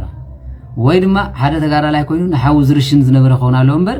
አነ ምንም ይኹን ምንም ኤርትራው እንተኮይኑ ተቃዋሚ ይኹን ደጋፊ ይኹን ኤርትራው ከምኻን ዝሓኮ ነገር የለ ዳሃር ድማ እቲ መንግስቱ ቀውስ እምሮ ስለ ዝኾነ ነቲ መንእሰይ እንታይ ያልዕልዎ ባህሉ ኸይመሃር ኢታሊያን ኮሎናይዜሽን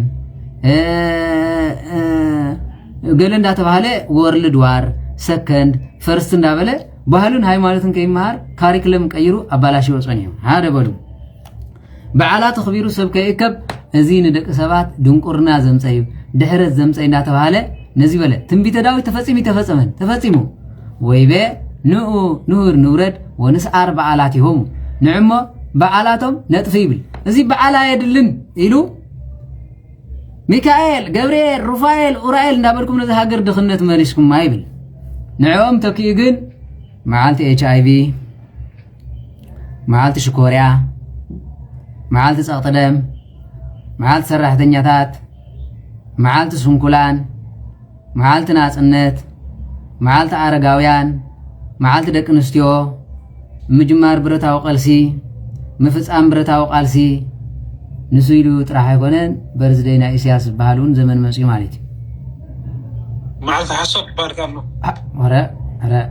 معالت فقرات معالت حسوت وزترف مزي انتي داغيرهم تنبعلات مالي ها سيت حبره تسبق از منغست خاص مصنبر لهم خمز اندابل بالاش لنا او بعال مسعركا مسديها تخابيركا مسبها تخابيركا اسكا ان له خبزيا مسا 10 عام زنبرنا باي كدبل لخد نو بصلا عيني زري سلمتا يبلو منفس هادي يصقو خيري تقنطيتي كاو مت زي كوينو سنايز بالاش تلكان ها anniversary day زول كامصيل مالتي دام ابت حبرتسبناتنا خا معالت مرعانا عمتنا مرعانا قلعه مستولده نونا شدشت ورحي بيبي شاور شوعات ورح غيرلو دهري مستولدها معالت قعات زبال كامصيلكم سراح افكرا قعات كنغبر الى مالتي تنستخ قعات تكبر يا اره تنست قعات تكبر توينا كنت قلعه يجفي ها انت عيات بلع تصو من زين تقرمكم كوي ولا انت كوي فلطو انت ولا لا اما مጨረሻ ዶክተር ምስገለት ሩሱ ገጅፍለ በማህፀና ያወሰን ምን ታይራ በኸብለ ቀለድ ዝኹሉ ደምኩም ዝደል የዘለ ዲያብሎስኮ ኻባላ አላም ከብዶ ሃይማኖት ዝኾነ ትውልድ ነዚ አማ መጨረሻ ቤተ ክርስቲያን ጋ እዚ በዓላት ዚ በዝሕ ስለዘሎ ተስካር ወድ ተስካሪ ትረፍ ይብልሞ ናይ መዓልት ናጽነት ሓደ ብዕራይ ዋዝ ተሪፍሪ ይጎነን ናይ መዓልት ስዋዓት ሓደ ብዕራይ ንመን ከተስክሩሉ አማ መጨረሻ እንደገና ድማ ናይ መጀመር ብረታው ቀልስ ሰልዋጾ ከመይ ገርኩም ከም ትብሉ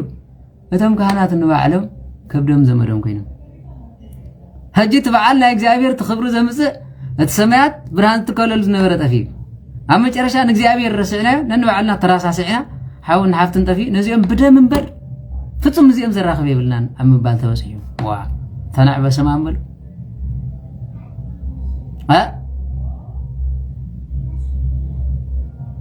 ተመልከቱ ማለት እቲ ህዝብና ምን ታከይር ማለት ነምጭኻን ማን ይወልድ ወን ሕርተ ባይሉዚ ስለዚህ አመጨረሻ አስማቶም እንኮ ከምዚዩ ይካአለለ ዘይሕለሎ ጅግና ወሊዱ ዋርሳይ ገለመን ህዝብ ማለት ስለዚህ ዋርሳይ ካመጽ ማለት ናይ ምን ዋርሳይ ናይ ካአሎ መጀመሪያ ነዛ ነብሶም ታገረም ቆጢሮማ ኩሉ ይዝካአሎ ህዝባው ግንባር ክፈጥሪ ካአሎ ዝበልኮ ነይሮም ማለት ክሰርዕ ካአሎ ድዕሪ ንዕዝ ነበረኻ ኢሳያስ አፈወርቂ ገልጾ ምስ ዋዳዲራት ኢሳያስ አፈወርቂ ሲ ምስ ኢየሱስ ክርስቶስ አይኮነን ምስ ተዛሓመቀ ኤርትራው ከማን ተዋዳድር ይትኸሉ ስጋ ደቅ ከበልዕ ዝነብር ها نجيسو كان نجسنت انتهى مهانو زيردو نزتهانس هنصا زطفء نجنريتر لامبا خمزي بلا زغبر نا اوتوبسات سبك شارا شريو عين دم مليو مريتن كم زقمطا زغبر مس ኢሳያስ አፈወርቅስ مس ክርስቶስ ዘዋዳደሩ ሰባት አለው ها ኦረ ጸገም የቡልን መኪና ተዘይነበራፍ ተዓድና ቀደም አፍራስና ባቀልኒ ዳውም አነ ብጾረና ያዓቤ ዝኹሉ ቤት መጣ ንጾረና ንዕዳጋ خمص خلو نحنا ناشت خوينا سراح زي بلوم زختامات قلعو خميلهم كم زعبه يخنغركم أدقم يمسمو أنا أدقهم كحلولكم نعاك نديتو بنو تباهلو جزء قدام أدقم حليهم زوعلو بو غيرهم دماز مهارة نيرهم هفتام سلز خونه مالتي ها لما كنا مجرشتا مكينا غير كا خيتو عاز نافتا يلن يبلكا نافتا انت مسيا مكينا خمزي ايفقدوكم يبل وابعر طفيهم تباهلهم انحر مسيا تراكتر نزيز بحال يلن يبلكا منستر حرش عدل يونال ليلو طرنف ابيل بسمرا خوف هفتام بهابت خيسرح مور بتمرت خيسرح اما مجرشتا يونيفرسيتي ود سبات تاي نغبر ازيل لحمشاي كفري مهارو هاد حري مجرشتا نسوم زعسبو زلو اب انوفيشن كبصحم امهزاتات ها بزلو بصيحم اما مجرشتا هبل ها حمشته تدمر حمشته خبل ማለት ዩኒቨርሲቲ ወዱ ሰባት ተጋሪሎም ዝነበሩ ሰባቱን ወባቃ ድሓን እዚ ንዓና ዝኸውን ዝብሎ ዘመን ከይመጽ ኣብ መጨረሻ ንኹሎም ቡዳ ኮይኑ በሊዑ ወይ ዝሃገር ረኺባት ተዘላ ወለድናውን ደቅና ሰላም ረኺብና ኢና እሞ ቤተክርስቲያንና ኦፈይልና ክንቆርብ ዝነበረ አቦና መጽዮም አለው እንኩ ቢራ ለዲማ አባ መንሽሙ ናው ምስከሉ ወደ አፎም ንስኻ ካብት መጽዶ ዓድና እንታይ ጎዲሉ ዋይ እንታይ አኹም ትብሎ ንዓስኪ ኢሎም ተንጳጳሳት አንዚኦም ችርስ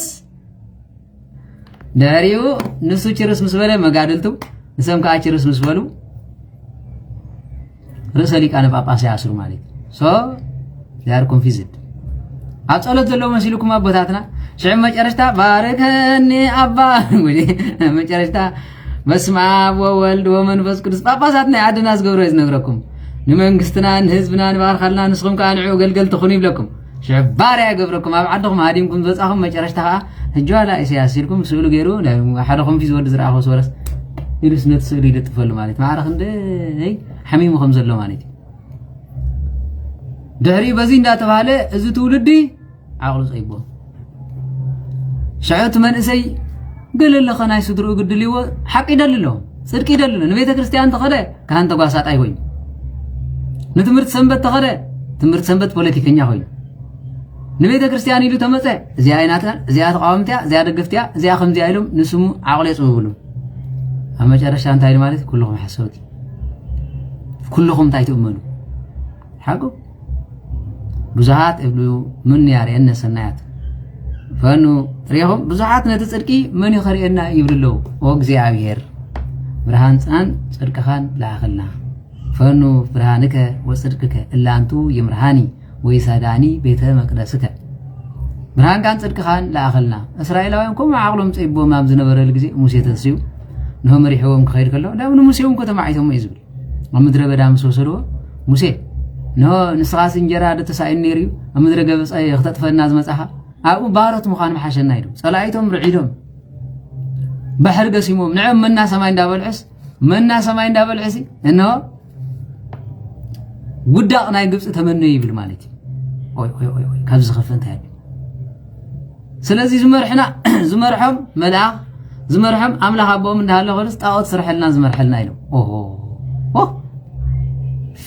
ሎሚ ንኻን መራሒ ይኸውን ኖ መራሒ ግበረልና ተባሂሉ ተሸይሙ ዝመጽኡ መን እንተልኩም ጀነራል ሓላፊ ወፃኢ ጉዳያት ይብለካ ሃይማኖታዊ ጉዳያት ይብለካ ንጉዳይ ሃይማኖት አኻናት እንደለው أما جرشتا إذا بيت كريستيان زي خمس شجر تمس زلا سلازي خمس كخون الله تمعت مس يومنا ما منان نسخاتكم ناس ولا تمرس أبغى حماق أيسن حكاية بطاتنا عبيدهم نايم كانوا بلو نقسم بلو كلهم عبيدهم يم هذا قالوا حدا أبو بتعمي دس بلوني كابت زولو ونجر كر خلاه زغرمن ነገርዩ ቀደም ደብረ ሲና ነይረ ኢሎም ማለቲ ቀደም ደብረ ሲና ነይረ አው ይሰብኽ ነይረ ህጅግን ዋላ አስመራ ተጸይቁ ሪየ ኢሎም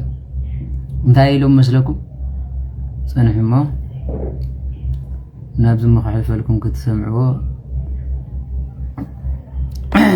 እዞም አቦዚኦም ተማብ ከባብ አስመራ ናይ ነው ዘመን ዝነበረኩም ትፈልጥዎም ትኾሪኹም ኢለ ተስፋ ገብር እትስተዛረብ ወዘራጋ ግን ዝገርም ነገሪ ማለት ትግራይ ዝነበረ ንጎሸር በልካይ እንደ ዶይ ነበረ ደብረ ቢዘን አውቀዋለሁ። ማርያም ደብረ ሲና የምትባል ተንጠልጥላ መሬት ያልቀመሰች አለች። ያውም ተማዓልት ማርያም ደብረ ሲና ክንዛረው ደማ በጊዜና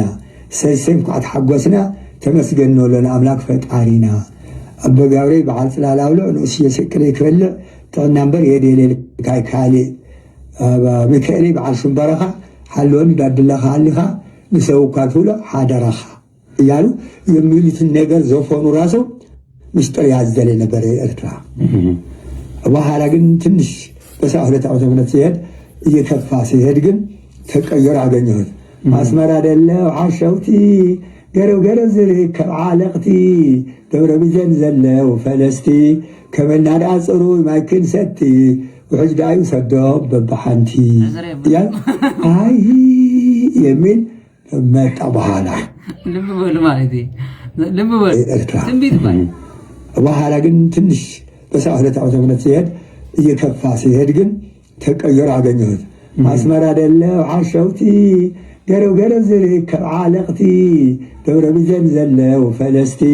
ከመናዳ ጽሩይ ማይክን ሰቲ ውሕጅ ዳዩ ሰዶም በባሓንቲ እያል አይ የሚል መጣ። በኋላ የማያቃተት ወልወላይ ከም ቀደም ጦሴ አታጨምጮና ከም ቁኖ አደሴ አይወግሕን ድዩ ንዓባ ሕረስ አይ የሚል መጣ። ምን አይነት ነው? የድሮ ጦር ነበረ። በኋላ በትግራይ ዋይ የሚል ዘፈን መጣ። ናየ በሰርግ ጋር ዋይ ጥቁር ጠሪ ተወዲያ አቤት ሓደር ያሉ መጨረሻው ዋይ በኋላ ባድማ ዋይ ሆነ። ያዘፈኑ ራሱ ትንሽ ስለነበረው እንጂ በኋላ እኔ ቤተክርስቲያን ሂድ ብሎኝ ቅዱስ ሚካኤል በሌሊት በህልሜ 72 ዓመተ ምህረት መውለድ የጀመርኩና በ89 ዓመተ ምህረት በግሸን አድርጌ አዲስ አበባ መዘመር አለብኝ ስለ እውነት ቅድስት ነች ዳና ምህረት ሃይማኖትማ ለዘመስጠራ ሰሚዝ አይኮነት ወይም ከናቲራ በበጊዜው ልንቀያየራ አምላክ እዩምበር ሰው አይፈጠራ መዘመር አለብኝ ስለ እውነት ቅድስት ነች ዳነ ምህረት ሃይማኖትማ ካብ መሰረታ ሓንቲ እያምበር መዓዘምንታ እቲ ኻሊእ ግና ግዜ ለምፅኦ ፋሽን ጫወታ ኣብ ቅድሚ ኣምላክ ኣይብሉይ ቦታ ሓንፈፅ ከርካዕታ ቁፅሪ ሃይማኖት ወያ ሃዱ ሚእቲ ሓሊፉ ላሽሕሚ ኻዱ እቶድኣም መፀ እቶድኣም ጉዱ ይምጉሙ ማዱ ያም ሬሪተ ህሊና ማርያም ሬሪተ ህሊና ዘወለዱኪ ያጨዋሃና ቀደምቲ ኣበው መምህራን ሁሉ ሓደ ሃይማኖት ብሎም ድመሓሉ ለማ ሃይማኖት ተኸፋፊሉ ብብምውዓሉ ብብገዛኡ ብብምውዓሉ ናተይናታትኹም ተማሉ እንተልርዩ ምንታይ ሒዞም ተማህለሉ ዘማህልል እዩ ዛይለ ዘሕዝን ሓደ ሃይማኖት ሽሕ ትኸውን እናጠዓምኻ መረዝቲ ቃላት ካብ ንሓዞ ናታ ሃይማኖት ክፋለስ ምግባር ናምንታይ ልምዓት ጥፍዓት ይምበር የሚላ እዚኦም ብመንፈስ ቅዱስ ተመሪኦም ዝዛረብዎ ዘለዉ ቅዱስ ኣቦይ ማለት እዩ። ስለዚ ሓንቲ ሃይማኖት እንዳሃለወ ናትካ ንምዕባይ ሽሕ ምግባር ካበይ መፀ ሃቲ ቅድስት ቤተክርስቲያን ብርሃን ዓለም ቅዱስ ጳውሎስ ካብቲ ዝፀሓፎ ተሃልዩ ሓደ ጎይታ ሓንቲ ጥምቀት ሓንቲ ቤተክርስቲያን እያ ዘላ ሓደ ኣምላኽ ከዓ ዘሎ ኢሉ ሎሚ ግን ከምዚ ዝመፅእ ዘሎ ስለምንታይ እንድሕር ተባሂሉ ነዚ እዩ ቀደም ዝነበሩ ቦታትና እኮ ተዛሪቦም እዮም መፅኦም። ስለዚ ነዚ ኩሉ ኣብኡ ተቐሚጡ ዘሎ ህዝቢ نزي خمس خونلو سلام تاي تباهيلو أتتنبي تدرفن بعلو تذكروا تغينكم أبتناي مسكرم كون كله درف والد تقوم له وري يقولون زبل مالتي وقوله هو تنبيتي مصر هو تنبيتي نيرو أوالد عدنا خرمت انتهي حالفو نمزمز عمت انتهي مسل ترائيوان بزرعيو درفي تنبيت كويني يقمت نيرو زبلنا ينزيو سلازي زيهم ولاديهم ምናልባት ተም ዘይራ አሁን ኣብቲ ቲክቶክን ሼር ገይረልኩም ነይረ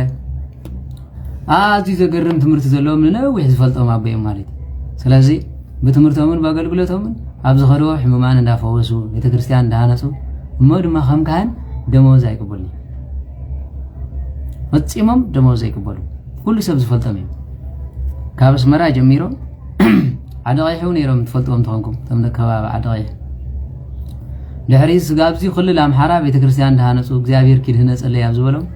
እንዳዘመሩ በጸሎት ድርሳንን ገድልን እንዳንበቡ ነው ዘይወለደት መኻን በመስቀለም እንዳባረኹ ክንደይ ዝፈወሱ ክንደይ ሕማማት አሶሪዮም ስለዚህ አቢቱብ ክትረኽቦም ትኸሪው አቡለኩም ቀዳማይ ክፋል ካልአይ ክፋል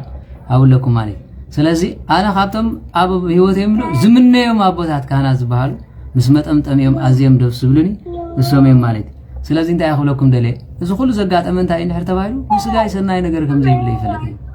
مسجانا سناي نجار يبلنا برهان عالم قدس باولس كزارب كل رما نه نزي مسجاي نه سناي نجار كم زي بلي فلتي يزبلون نقول ليهم سلازي كزاربون كله انت أيلو مالتي نت أنا إلو مالتي بكريستوس مبارك صحواتي سبنتكم هياون قدسنا أملاخ بهزبلن مسوات غيركم كتقربوا بمحرة أملاخ يلمنكم علىه إذا مالت اتمنفساو أقول قلوتكم اتسناين بهزبلن فتصم زغنا فقار أملاخ انتهي مخانو من تمرميركم كتفلتو أمركم بحدش تلوت انبر نزع علم زي أيتم سولو زيز بولو أب قبر هواريات معرف عصر تغلطة قطري كاب حارس قاب كلتتي اتسناين بهزبلن نو فتصمن زخانة فقار أملاخ انتهي مخانو مرميركم متان كتفلتو أمركم بحدش تلوت انبر نزع علم زي أيتم سولو كم تأملاخ النفس وكف زعاد دولوس مسفرت امنت غيرو داب زعبار رأسو بلك يحسب انبر كاب تزقبو أعزيزو خي حسب سيبل ننفاس النفس وكف أما أكلكم زلو بتزتوها بنس أقا يمعدو اللخويل سلازي قالي بقى نفسو العيلوس هما يجيروز موسد تفترو كوينا لنا مالي سلازي كلاتنا نبنور كنملس نفقرن سلام زلو هيوت كنملس حدا راخب لكم زدلي قال دما حواتي منتي بالهتا تنايلكم كيتمكوحس نزام مستير زيا كتفلطو مفتخو نيري نحنا فلاتاتي نايد ኤርትራው ትግራዋይ እነሱ ኸመይ ገይራም ዘስዳ ጎንደር ሳልሳይ እዝጊዮ አባ አሜሪካ ዘሎ ኒክሬል ዝማዘ ከማና ይመስል ይፈልጥ እንዴ አይ አትፈልጠት ይልካይ ማለት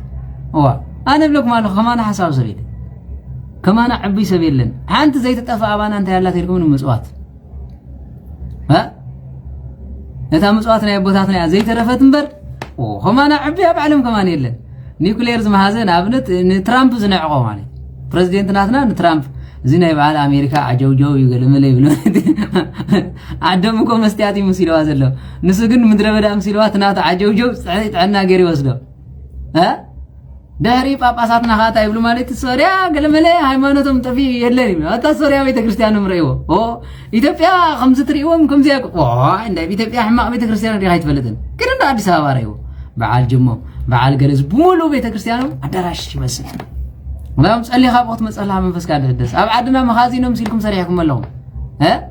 4 أفو مخازينه يمثل كم زي ترى زي فلت كب زي بهال بيت كريستيان طفيب من فسكاد حدث أقدام كي ترفهم صعب لهم تاي مسلوك مخازينه بيت كريستيان صار راحهم يكونن دارين إحنا رينا نسخاب أباساتي بيت كريستيان قرص بيت كريستيان كومودي سراح كوم تغير يفلت لمن تاي مثالي نحرت مالك لو انجينيرات ناي بيت كريستيان بيت كريستياننا قرص زبالاش وزيبي سلازي اتهم دك عدوم كتقاوم يغبا بيت كريستيان كبيا علم لخاويتا اصنافاويتا سمياويتا سلازي كبنا اذا علم ملاتنا اذا علم سمياتون كبيبي وطماط سمايريهم تفلطوا 4 انغول سمايريهم تفلطوا سلازي اغزيابير املاح بسمين بدبوب بمبراق بمعراب بسميناوي بدبوباوي معراب مبراق بخلص مسكن املاخيو بخبي سلازي أملاخ دما نزي كرسي نزي ملك عايت بلوني خا مبرق أفدق سماي داي نقرنا أمبر ما يتو إمبر كلا يكون سلازي بيت كريستيان كبي سراح لو مجن يلن أي نفسه كف عندهم زي سراحكم ما خاب صارنا تحيزة أنا خريج الله وا نزي صباح يكون سخاري عاد نقرنا رايدن زبوات أملاخ نعوز زعنو نقول يمسألنا تب غيرنا نصرع أمين بابل تراهم برزلو ما زل زري سلازي أنت أقولكم دلي بلو أنت قالو حواتي أنت بالهتات هنا لكم كي تمكحوا نظام يسترزي أخطفلت فتحوا نقل إسرائيلوان تر اللبيز بصحهم أحزاب ناب دحنت بملئات كساع زملوسيو سلازي إسرائيلوان بملهم كدحنيهم كماي مدحاني كابسين كمسيو كابي عيقوب حاتيات كرهقيو حاتياتهم مسارحقو خا اتي مساعتهم زعاتو كيدان زيو زبل صحف علهم ميلو جابير زيرو زيرو نو نابحنت كمسيهم إسرائيلوان وانجيل بزي مقبالهم منتي تقمم صلاة እግዚአብሔር ኮኑ ይሉ ምንት እንታይ ምንት ተقمم ምንት ተقمل صلاة እግዚአብሔር ዝመኾነ صلاة ህዝብ ዝኾነሎ ንጥቅም ክብል ንዩቲብ ክብል ምሰብ ዘጻደቅካ ሰባሉ ንዩቲብ ክብል ምስ ኣምላኽ ዘባእሰኩም ሰባሉ ንጥቅሞም ንኸብዶም ክብል ይሉ ስለዚህ ብልህታት መታን ክትኮኑ እየ ነዚ ነግረኩም ዘለኹ ስለዚህ ብስጋይ ሰናይ ነገር ከም ዘይብለ ይፈልጥ እየ ካብ እስራኤል እንታይ ከም ዝወረሰ ሕት ኢሉ ከም ዝብል ስለዚህ من تتقمم كله صلاة نفسهم زخونو صلاة እግዚአብሔር زخونو አለው ንወንጌል በዘይ መቀባሎም من تتقمم كله صلاة እግዚአብሔር ኮኑ بحريت ግና ሳላ አበታቶም ፍቅራት እግዚአብሔር እዮም ነይሮም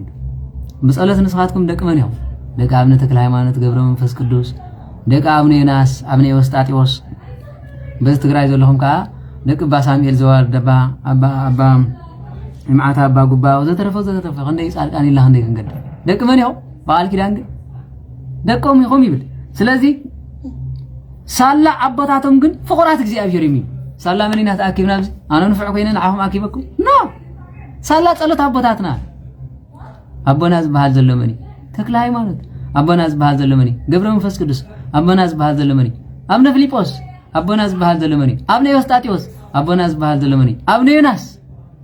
نايزم كلهم صلت أدينا منيا قدست دنقل ماريا منيا كريستوس سامرا منيا قدست أرسيما سالا بيت كريستيانا بعدات تهانس أدا ألنا بزي تأكيب نمبر أوي بسقانا سناين قريبنا كهان كوين سراين أكولو بزايني لزفلو داعي تخير كهان كخوم يبلي قوالي نزي ما يمرعوان زبل كهان ألو هاقرنا سمياتي لبرهان ألوم قدس باولس أبزي مدر عدي بلان نزل ألم النبر لي زي وقنا أنت خوينو صباح بسقو نجار سناي نجار زلوا مسلو دياقون مسكونه ودق أيامي زيهم كابي وجنم زبلي مالي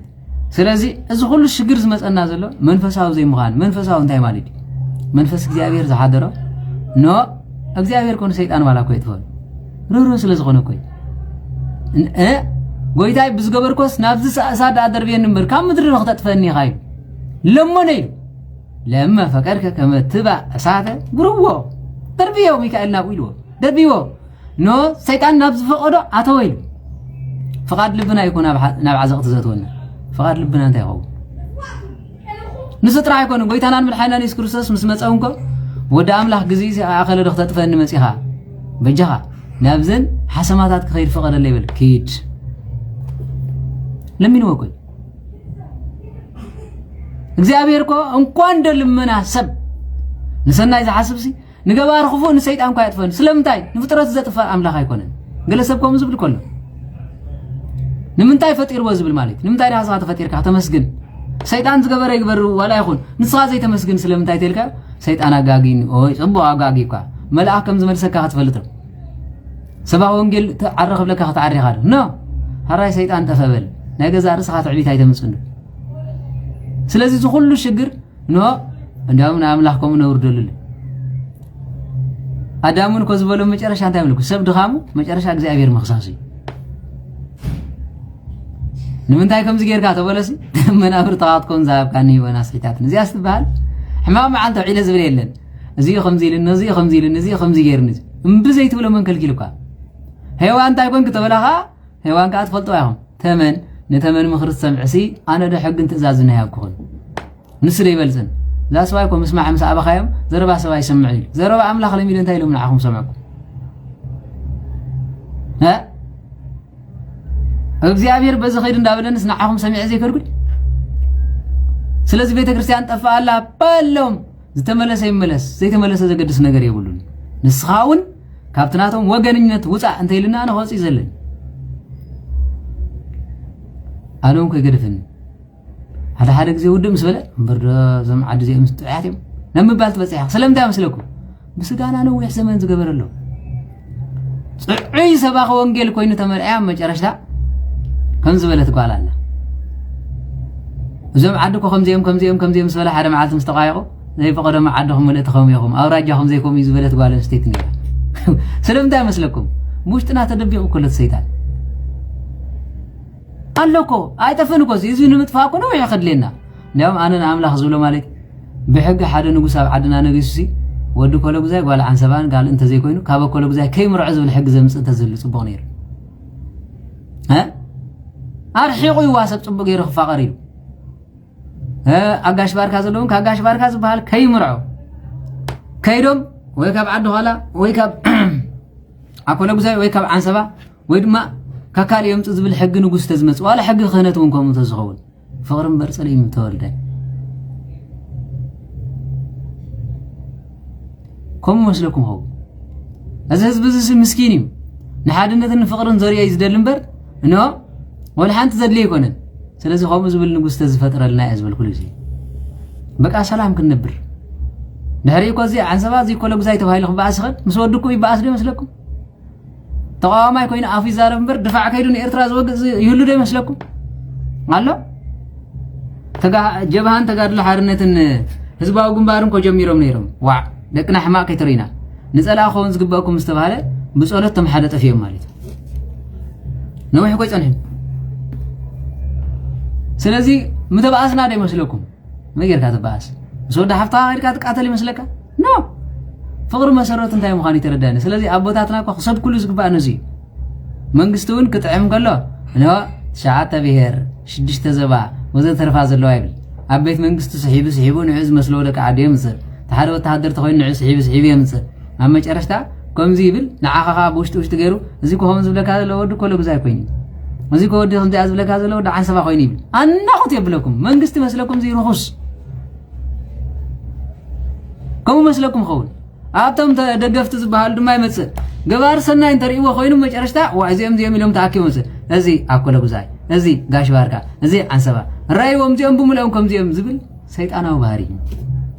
انتي صقمالو كلهم عن سبا بروخات خوينهم كلاتنا ولا خانات كوينهم نخلو تزمرع ناس ود سب كفات ري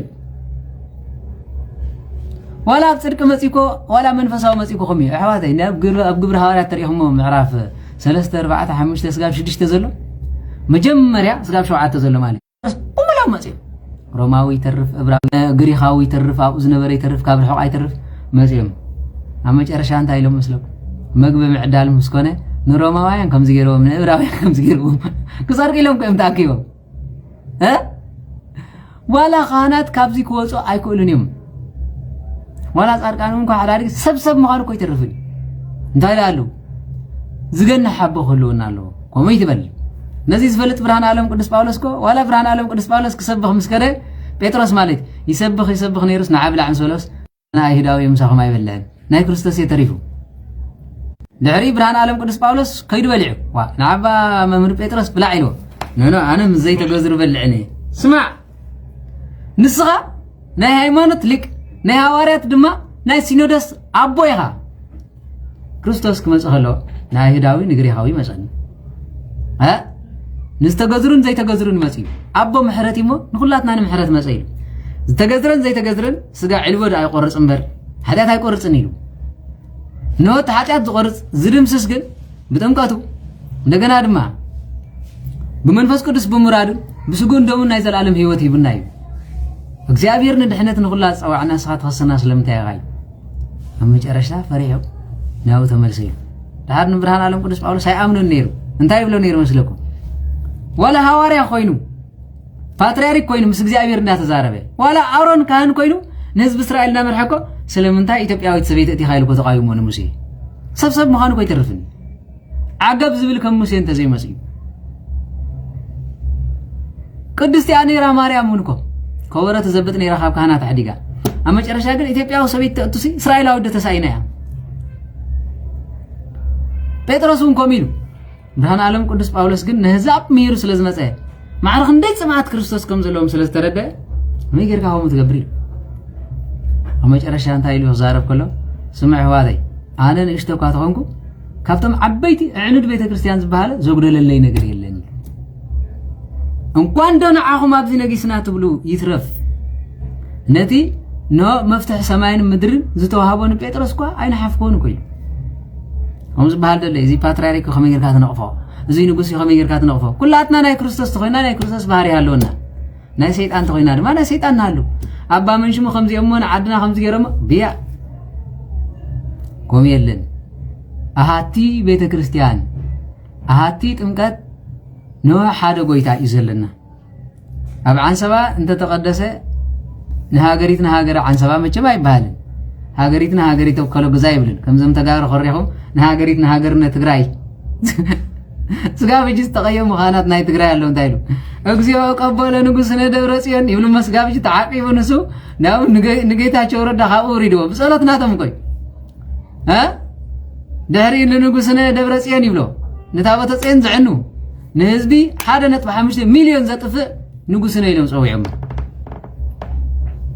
دهري حدا مرجيتا مسيني دبرت ياني نقصة تقرأي مصحفك داقماي ملس داقماي لو مبر ملس داقماي أنا وانا قربكم نملس فتيف كيرون مكا خميس مسألة بالنار هاي تقارا خميلكم هم عبيركم زقر منزل داري نسخهم إلهم زميرهم هاي نحنا قدمنا نملس مسيل نمبر أي خونن داقماي أمن ما تياسون أي ندلن أما جرشنا يعلنا فاتريريك نقبري لهم دهرين تايلهم حزب قبل الناس قال ابن سلام ايو ابو خصوم زقدس نيرو نسيم خمس غيرو ابن سلام ازبال ونبر نمصيلهم ابن سلام دامو ኢትዮጵያው ዘይሆን ተክለ ሃይማኖት እንዳለው ኢትዮጵያው ታውንኩም ዳ ኢትዮጵያው ዘይገበርኩም እንድሕርኩም ዘኾኑ ኮይኑ ብዝመጽም ጻ ሐዋርያት ግን እንድሕርኩም ኮይኖም መንበረ ጴጥሮስ መንበረ ማርቆስ ዘይትብሎ ስለምታይ ሰባብ ትውልዲ ولا أبقاسات عبيدهم يوم أب إيرترا بلو أب تقرأي بلو أب منشمو بلو دهرين وقندر مسكرها يتبع أسبوي على فلنقري داق ما يمسي يتولد اللال مجرش دا ويلك موسى استوى خاب بحر خساقري محاسي وما تطيق بحر حارة رأس رأسا تقرأي رأس رأسا أوروميا رأس رأسا እንታይ ስለምንታይ ቆሙ ገይሩ በሊ ካባ ስለዝለበሰ ሓደ ጊዜ ቅዱስ ቁርባን በዘይግባ ተወሲድካ ቦቡ ሰይጣን ሓደር ይብል ሓቀዶ ይሁዳ ቁራስ እንጀራ ምስተቀበለ ቦኑ ሰይጣን ሓደሮ ከይዱ ካኸዩ ዓለኸ ሓደረ ንጎይታ ሸጣ ይብል ሽያጡ ተቀበለ ይብል ደህሪኡ እቲ ኣብ ደብረ ኣብ ታቦተ ጽዮን ምስከደ ምንም ሃይማኖት ይብሉ አይቆርብ አይብል ንዓህንካ ካባ ኢሎም ሂቦም ደብረ ጽዮን ደህሪኡ እንግዲህ የኢትዮጵያ ሰራዊት እናቃቸዋለን ከመጡ በኋላ ፎቶ እናነሳቸዋለን ይሉ ሲልና አንሰዶሚና ኮረም ደብ ገለዴ ለመጨረሻ ሐቁ ይስል ኮሪና ይና እንደ ሰብኩመቱ ሰመይቱ ስለ ዝራናይ መጀመሪያ ጊዜ ሰብክ ቃጸል መጀመሪያ ዝራናይ በጣም ዘሕዝን ትውልዲ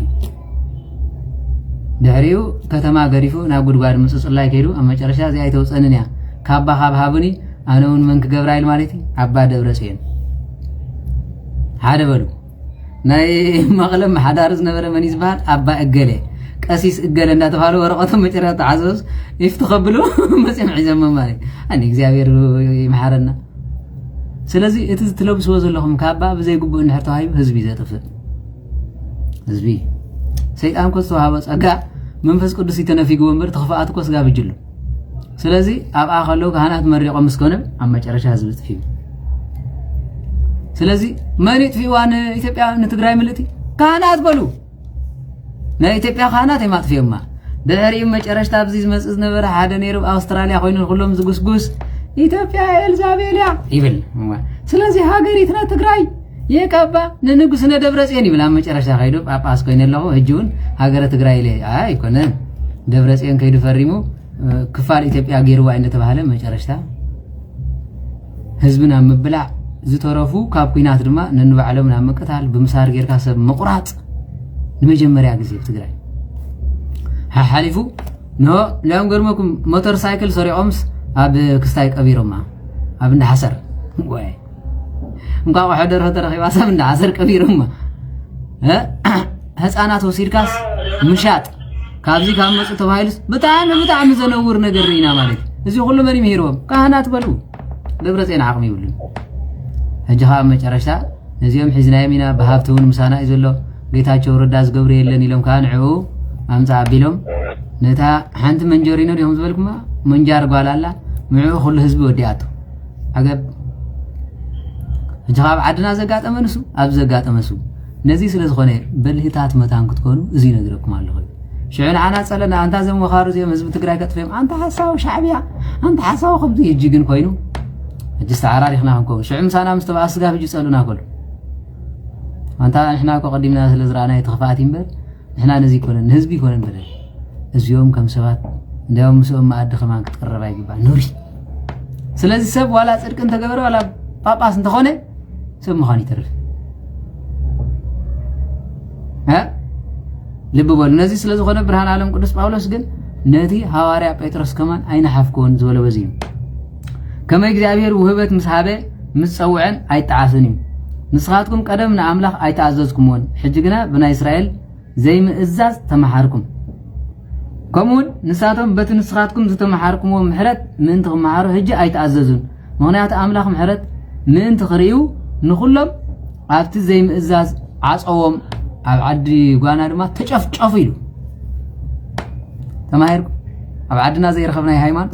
ኣብ ዓድና ዘይረኸብናይ ጸሎት ኣብ ዓድና ዘይረኸብናይ መና ኣብ ይረኸብናይ ኣብ ዓድና ዘይረኸብናይ መስቀል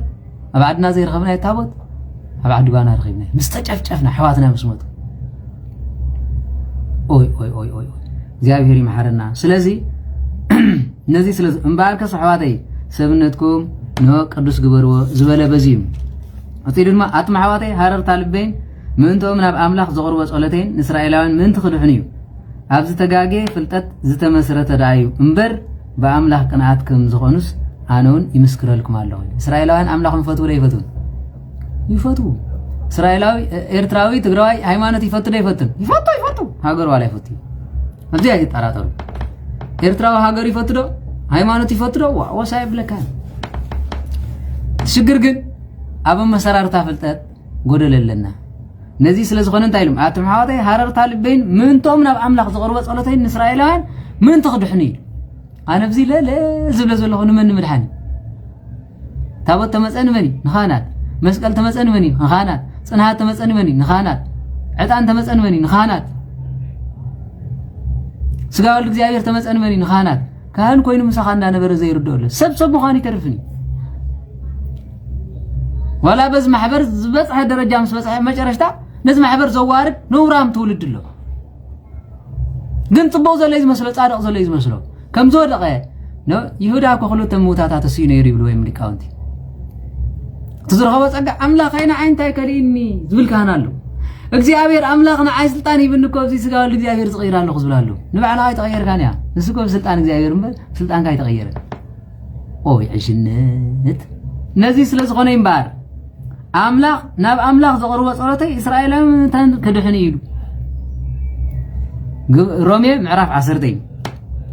እምባር ዝተጋገየ ፍልጠት ኣብ ዝተጋገየ ፍልጠት ዝተሰረተ እዩ ዳንበር ኣብ ኣምላኽ ቅንዓት ኣለዎ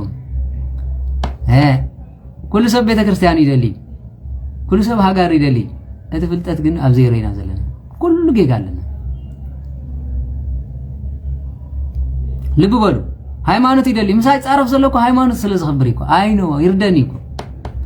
ኣብ ምን ተሰሪት ተይልኩም ኣብ ካሳው ተኻሳውን ዝበለ ጽቡቕ ገይርዎ እቲ መስቀል ናይ ሰማይ ናይ ሰይጣን ገይርዎ ኣታ ዝደንቆረዚስ መምህር ኢሉ ምሂርኩም ሰብ ኮይኑስ እንደገና ከዓ ከምዚ ኢሉ ምሂርና ኢልኩም ክትከዱስ ጸሎት ኣይማሃረኩምን ስግዳን ኣይማሃረኩም ንባዕሉን መናፍቕ እዩ ኣብ ቅዱሳን ዘለዎ ክብሪ ወላ ሓንቲ ይብሉን ኣብ ሃይማኖቱን ምስጢር ክምህር ዓቕሚ ይብሉን ንህዝቡን ምሂሩ ከምዚ ይበረን እሱ ግደፎ ንድኻ ይረድን ቤተ ክርስቲያና ይሃንጽን عقب كبلون ايترين يخا كخرفو دو نسون كو بسغو سناي ነገር ይብሉን ማለት ሀብ ደርግ ይተወሊዱ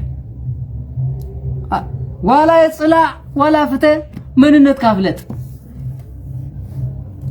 አቦኻ በቲ ምጪን ህሬት ፈነሩ ንስኻውን ህዝብ ምጥፋ ድልው እዚ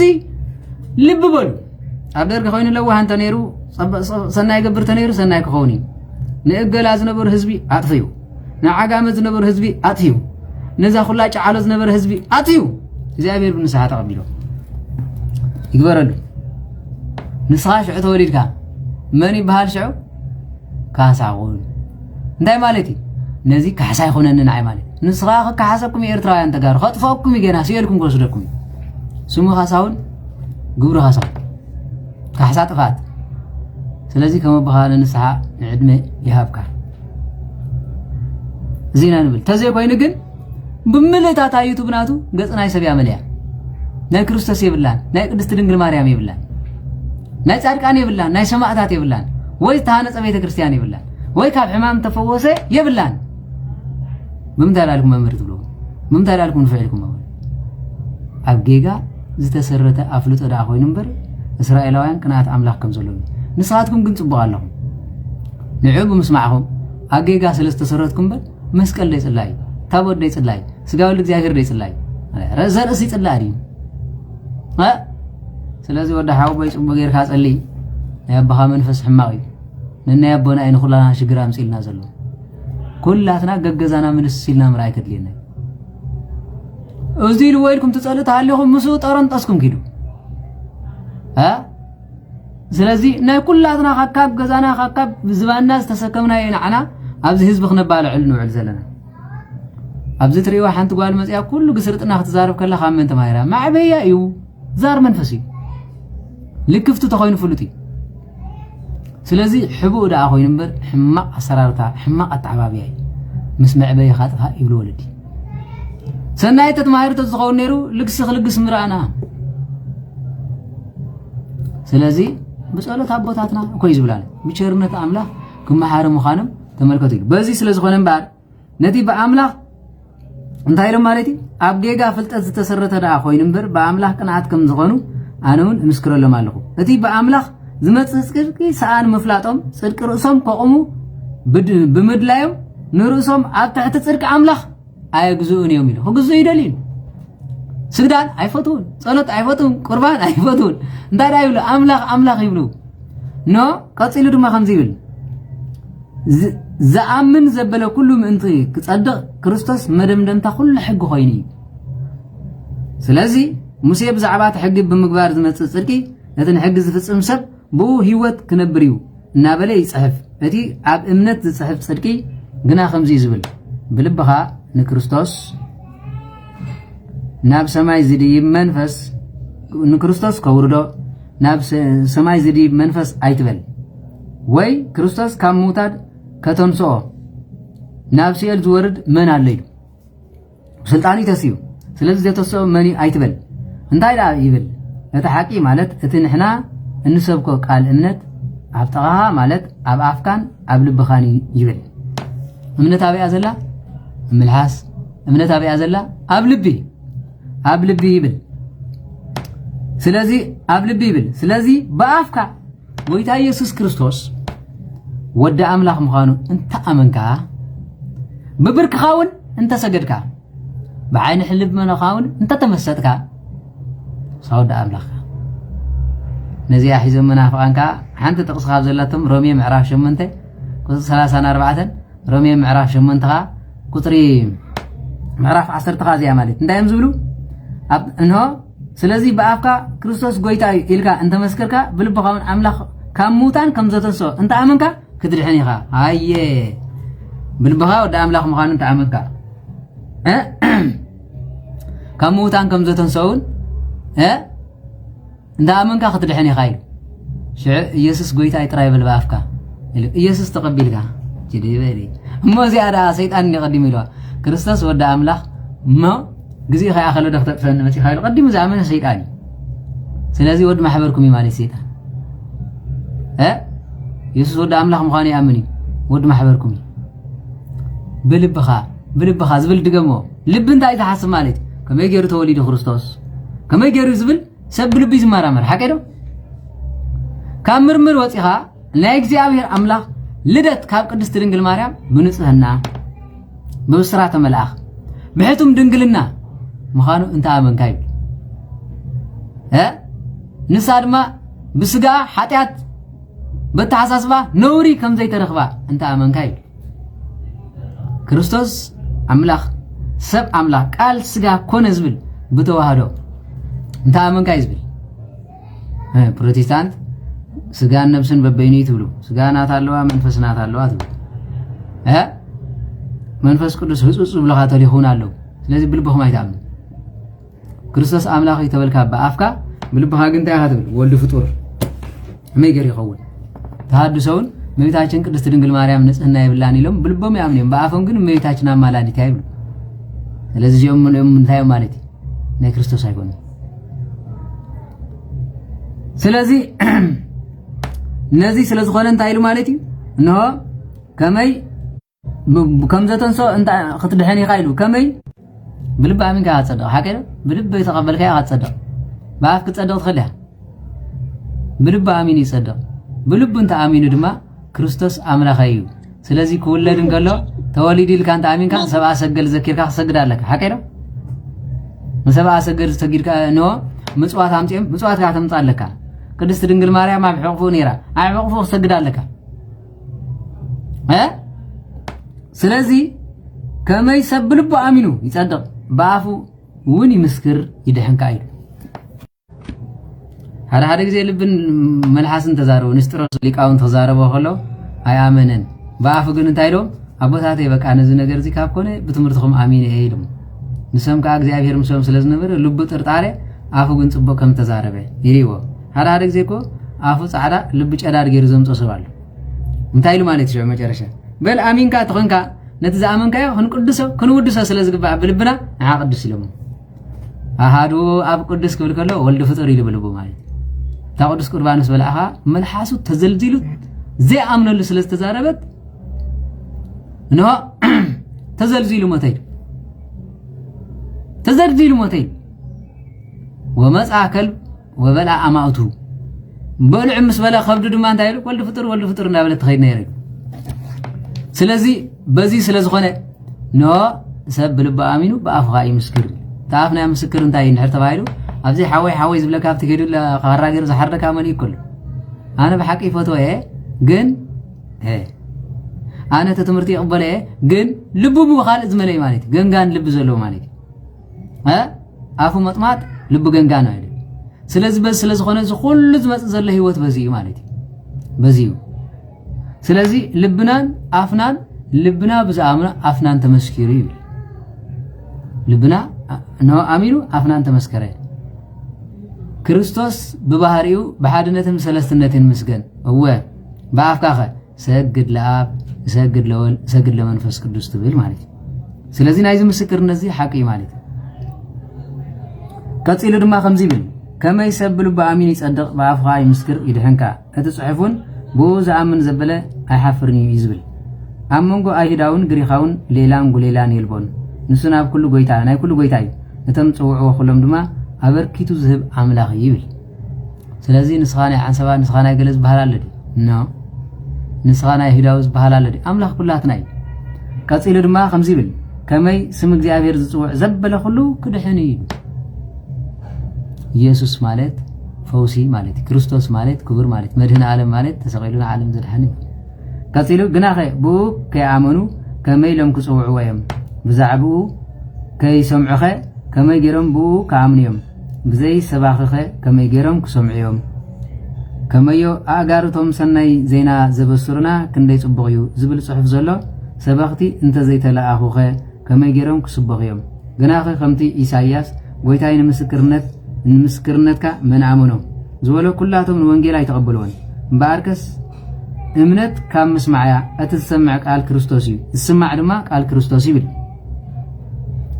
ቃል ክርስቶስ ይብል እስኪ ከሓተኩም ኮተዶ ኣይሰምዕን ማለት ደሃይ ናብ ኩሉ ምድሪ ወፀየ ቃለሙን ክሳዕ ወሰን ዓለም በፅሐ ከም ዝብል ብርግጽ ሰሚዕዎ ኣለዉ ወፃ ኩሉ ነገሮም ወተሰማ በኩሉ በሃውርቲ ብልሐቀ ቅዱስ ዳዊት ስለዚህ ኖ ዝብል ብርግጽ ሰሚዕለው እስኪ ደጊመ ከሓተኩም እስራኤላውያን ከ እሞ ኣይፈልጥን ማለት ድዩ ቅድሚ ሙሴ ኣነ ህዝበይ ብዘይኮነ ከቕናዓኩም ኣእምሮ ብዘይብሎም ህዝቡን ከኾርየኩም እየ ይብል ኢሳያስ እውን ደፊሩ ነቶም ዝደልዩኒ ተረከብ ኩሎም ንዝሓተቱለይ እውን ንዝሓተቱን እውን ተገለጽ ኩሎም ይብል ስለዚ እስራኤላውያን እንደሆነ ኣምላኽ ኣይፈልጥን እንታይ ደኣ ኣይኣምኑን ብዛዕባ እስራኤል ግና ነቲ ዘይእዝዝ ተቃውሞ ህዝቢ ክቕበሎም ምሉእ መዓልቲ ኣዳወይ ይዝርጋሕ ኣለኹ እምበር ኣይሰልችወንን ኢሉ ስጋ ብጅብ ሰማያት ኮይኑ ስለኦም የማልድ እዩ ማለት ስለምንታይ ኣቦ ደርቢ ዝኸይድ ጻድቕ የለን ሓቀል ኣቦ ደርቢ ዝኸይድ ኣነ ካብ ዝገርመን እንተሃልዩ እንሆ ሓንቲ ወቂስና ይትበሉ እምበር ካቶሊክ ንባዕልኹም ኣቦኹም እንድሕር ዳ ሊዮን ኮይኑ ናይ ሊዮን ቤተክርስትያን ስለምንታይ ዘይገበርኩም ዋ ክኽፈአልኩም ዶ ኮይኑ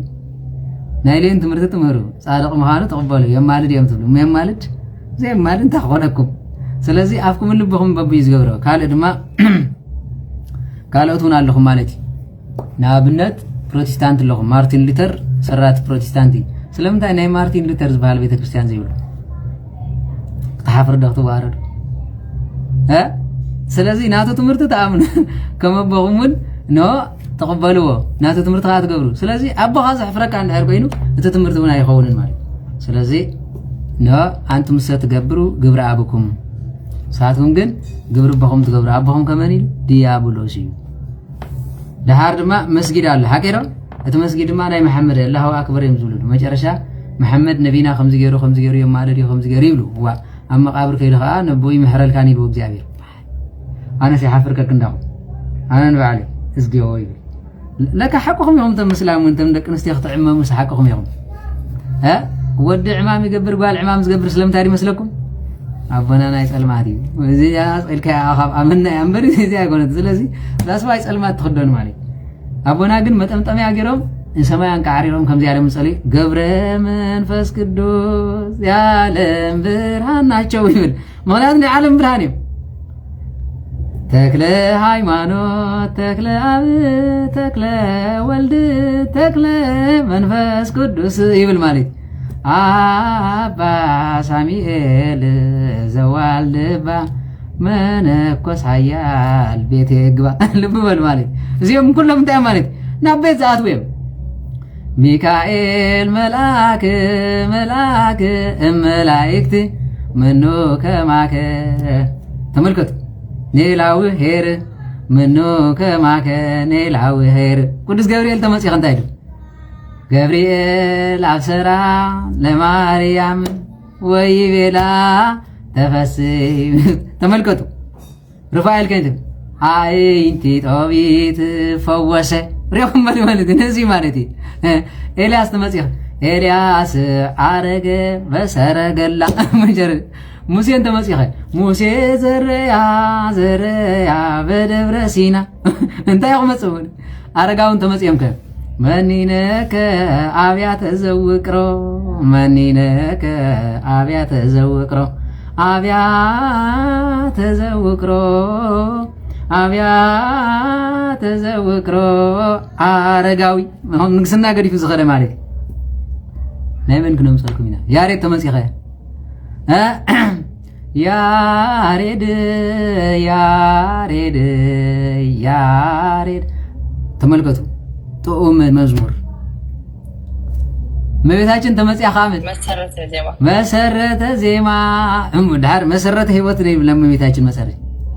መሰረተ ህይወት ማርያም ወጥንከ መድኃኒት ዘምቀዲሙ እንኳን እንደነሱን አዳም ካኑ ተዘሚሩሉ ኸይዱ ስለምንታይ እዚኦም ኩሎም ጻድቃን እዮም ስለምንታይ ዝምሩሎም ተኾይኑ ካበይ ክመጽእ ዘይኮኑ ወላውና ይጸበቀሎም ወላ ምን ዓለም አይተቀበሎም ወላ ህዝብ ክሰምዑ እዝን ጭውጭው ክብለይ ገብርኤል ተመጽኻ ክንፉ ጸለላ ናብ ሰማዕታት ካንከድ ጊዮርጊስ ደም ወማየ ወሃሊበ እምነ ክሳዱ ፈልፈለ ሶበተከለለ ጊዮርጊስ ሶበተከለለ ገብረ መንፈስ ቅዱስ ምስ መጽኻ ጼና አልባሲሁ ለገብረ መንፈስ ቅዱስ ከመጼና ሲህን አልባሲሁ ዘሜላት ዘወረደ ውስተ ገነት ዮሐንስ መጥምቅ ተኮይንኸ አቡና ዱና ሓዊስካይ ማለት ወለደት ነቢይ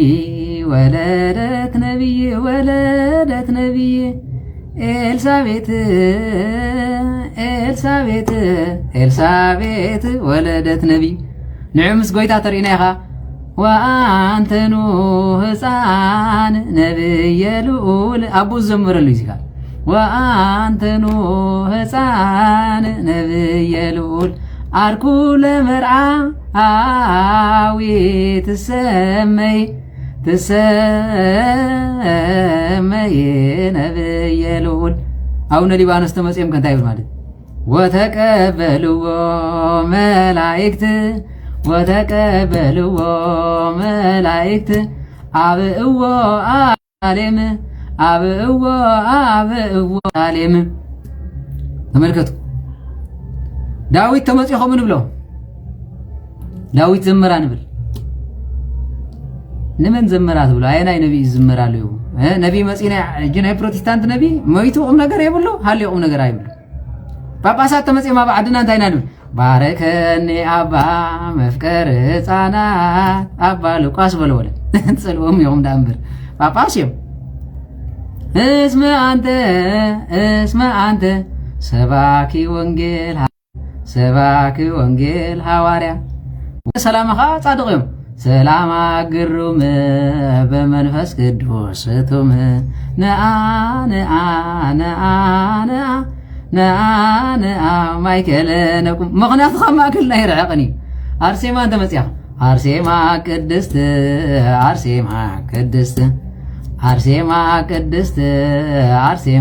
ቅድስት አንቲ ውእቱ እግዚአብሔር መርአቱ ይብል ማለት ተደሊኹም ካ አርሴማ ቅድስት ምስ በልኩማ ሰማይት ለኩሉ ኃጢአት ነው ተመልከቱ በተሐደ ሰማይት ያ በተሐደኻ ሰማይት ያ እንታይ ክትብሉ እንታይ ክትዝምሩ ብዘቐመጥናልኩም መጽሓፍ አቦታትና ክትኮኑ ብዝተዘመረ ዝማሬ ብዝተመጻዕለት አቦና ክትብልዎ መን እዩ ስለዚ ንኡ ሃቤ ንሆ ቤቴን ይርህቡ ለክሙ አነ ቤቴ ይርሕበልኩም ኣለኹም ስኹም ድማ ናባይና እዩ መዓልቲ ምሕነት ማስያ ይብል ስለዝኾነ ዝዝመር የብሉን محمد نبي شت أيتعمل ولا يتخونن أيتعمل ليوني ولا تسمو كويتا ليوني انت عم تزبيخ بالتخونوني نستروس كوفي ولا نخفوك يا تمر زي هذا هل جيتهم تسألوا تم تخرين مالتي أنا مزمرنا ما سمعنا إليكم برناتك يكون سلزي أسمعنا أنت اللي ومز زمرهم صار كانوا تخونهم برختهم من تخينين سلازين داونا لبانس تخيركم صبلهم زعزع كبل بصنعكم كندي مخنات وليدن كندي حمامات تفوسهم كندي بشعشع زبل قسلم كيدن بيت متاع حتتهم كندي كصنعكم يوم دا غابر تخيركم كمو ميكا خير كاغن حجج كاترايات مس حجج كمالت تايخون كمالتي ግዝፍ ኢልካ ትመጽእ ማለት የለን ፕሮቴስታንት ኻ ይነግዱን እዮም ትፈልጦም እዮም ፓስተር ተመጽኦም ዝኸዱ እምበር አቦ ስለዚህ ብሎም መቃብር አቦም ይብሎም ዳም ገርመኩም እስራኤላውያን ኣብ መቃብር አቦም ከይዶም ይጽልዩ ነይሮም ናፍቆት ስለዝነበሮም አቦና አምላኽ ከይብሎ እምና አምላኽ አማላዲ ደሞ መምህር ነይሩና ከይብሎ መቸም መጽሐፍት እንታይ ዝብል ካመን ከም ተማሃርኩም ከም ሰማዕኹም ዘክሩ አሰሮም ሰዓቡ ወዘተረፈ ይዝብል ንስሞም ትገብርዎ ጽድቅ ድማ ዘይርሳዕ አምላኽ እዩ ስለዚህ በዓለሙን ግበሩ ኢሉ ዕብራውያን እዚኦም ግን ወል ሓንቲ ቦዝ ብለ ይብሎም ዳም ከም ዚኦም መሰለ ደኻ ያው ንኽትዕብዮም ንኮይ ትዕማት ዘኽታም ኮይኑ ንኽትዕብዮ ለማን ኮይኑ ክትተኽበሉ ዝኸፈ ሰብ ከሎ ሰሊሂብ ካሉ ሳንቲም ንዓይትበኒ ልናገጽ ካዝድርብለኩ የለን እንጀራ ሃይብካ ሰባብ ኮይናትኒ ዝገዲፉ ዝኸይዳሉ አለ የለን ፕሮቴስታንት ማለት ኮሚ مستسأل له خلبي وان ينكس حكينا كلب انت عبيد انت قبرك وان يفلت ززر خبز اندانا خسيز خي ززر خبز بروتستانت خامس عبدو انت قبروا مسلكم حدا نتوهاري يصرفوا خلايك ابوينا دين طاوت يامنوا نيرم مخنيات صلولاتي عبادات اخلاقات ስለዚህ ከልብ ተባይሉ በሃይማኖት ስለምታይ ይበሉ ከልብን ተዓቢሉ ዋን ይነክስ እንተ ጸጊቡ ድማ ለላ አቅም ዝበልዕ ከልብ ምዃኑ ትፈልጥሮ ይበልዕ አድጋ ይመስለኩም ይበልዕ መሽዑ የምልሰው ፍሒሩ ይቀብሮ ኣብ መጨረሻ ከታ ይዝገብር ንጽባሕታ ካ ፍሒሩ ይበልዕ ስለዚህ እንታይ ማለት እዩ ናብ ዝነበረው ኃጢአት ዝመለሱ መስሎኝ ካለ ድማ ከልብ እንታይ ባህሪ እንድሕር ተባሂሉ ተወኩፍ ዝነግረኩም ዘሎ ዝቀበርካ ፍሒሩ ይዘውጽ حر عبيد زوج ስለዚህ ከኩፉ ናይ በዓል ንስጥሮስ ዝነበረ ትምህርቲ ፍሒሮም ዘምፁ ስለዝኾኑ በኽላባት ተመሲሎም አለው መጽሐፍ ታቀቡ እምከለባት ዝብሎ በዚ ስለዝኾነ ነዚ መስል በረከትን ረድኤትን ናይ ቅዱስ ሚካኤል ምስኩላትና ህዝበ ክርስቲያን ይኹን ብረድኤት ይኸልለና ወቃል ኪዳን ይዕቀበና ተዋህዶ ሃይማኖትና ንዘለዓለም ትንበር كم حساب حرب وسحات كم كواكب السماء دموات كم صحيح كانوا كل برهان يبلكم أبز خيركم مسؤول لكم دمنا مجبهم حفظ تمنا نبابكم برانا سمكهم أقراري تمعات كدست دنجل ماريا مادينا يقبلنا عدمين النسعة زمن نفسها يخلنا نو أكفو زمن نو بمركبو غير خمسة وصو نعين نعهم كمواصع يفترلنا كاب عدادهم يناقفكم يناقفنا حوي حفتين بحالو زمن يفترلنا እግዚአብሔር ንንስሐ ዕድመ ይሃበና ንፍስሐ ዘመን ጋ የምጸልና ስደትና ሐጺሩ ንስግደሉ ገዳማት ይፍጠረልና ካህናት ናብ ዕርቅን ሰላምን መንግስታት ናብ ልቦና መንስያት ድማ ናብ ትዕግስቲ ይምለሰልና ህፃናት ያልህቅ ወላድያን የቀብ እግዚአብሔር ንዓለምና ሙሉ ንምድርና ብሰፍሑ በረከቱን ረድኤትን ይምለሰላ እግዚአብሔር አቡነ ዘበሰማያት ቀደስ መጋዘን መንግስትከ ወይኩን ፍቃድከ በከመ በሰማይ كما هو مدير سيساين زولتنا هبني مهدق لنا وسانو جغايني كمان نهدق لزا بسلنا يتابعنا زيوستو مرسوت الدور نبارا دور بزين أقوالو ماريام دور سيلا يمتبالو تنتلت مريت على أمسج قالج يوم تمعلت ماريام دور سينا كنزاري ودما بقزينا سيسيب قعد حقوسنا تمسجنو لنا أملاك فتارينا أبا قاوري بعد سلالاولو نوسي سكري كفلو تنبر يدي كاي كالي ميكائيل بعد شبرخا حلون داد الله خالها بسوي كاتولا حادرخا يعني يميلت النجار زفون راسه مشتري عزل نبر يرتوا وبحالا جن تنش بس أهل تعود من السيد يكفى سيد جن تكير عدنيهم أسمر على الله عشوتي قالوا زرك عالقتي دور بزلزل وفلستي كمن نار أصلوا ما كن ستي وحجد أي صدق ببحنتي يا أي يمين ما تبهانا يما قاتت هون ولا كم كلم تصير أكاد عمجنا كم كنا عادسي أيو بحديو نعب حرس أي يمين متى من عينة يدور قرنا برا بحلا بيت جرايم واي يمين زفا متى نهاية بس أرجع واي تقول ريتوتي يتحدر يالو مجرشة واي بحلا بعد ما واي هوني يا زوجون راسو تنسلنا براونجي بحلا أني بتكسيان هيد ولين قدس مكعب بليلة بهلمية سواء هلك كم تمرت مولدية جمر كنا بس الساعة 8 أمة تمرت بقشة نادركية أبصا متزمر على بين سلونات قدستنا كدانا مهرت ሃይማኖት ማል ዘመስ ተራ ሰምዛይ ኾነት ወይም ከናቲራ በበገዜው ልንቀያየራ አምላክ ይንበር ሰው አይፈጠራ መዘመር አለብኝ ስለ እውነት ቅድስት ነች ዳነ ምሕረት ሃይማኖት ማካብ መሰረታ ሓንቲ እያበር መዓዘመንታ እቲ ኻሊእ ግን ደው ነበረ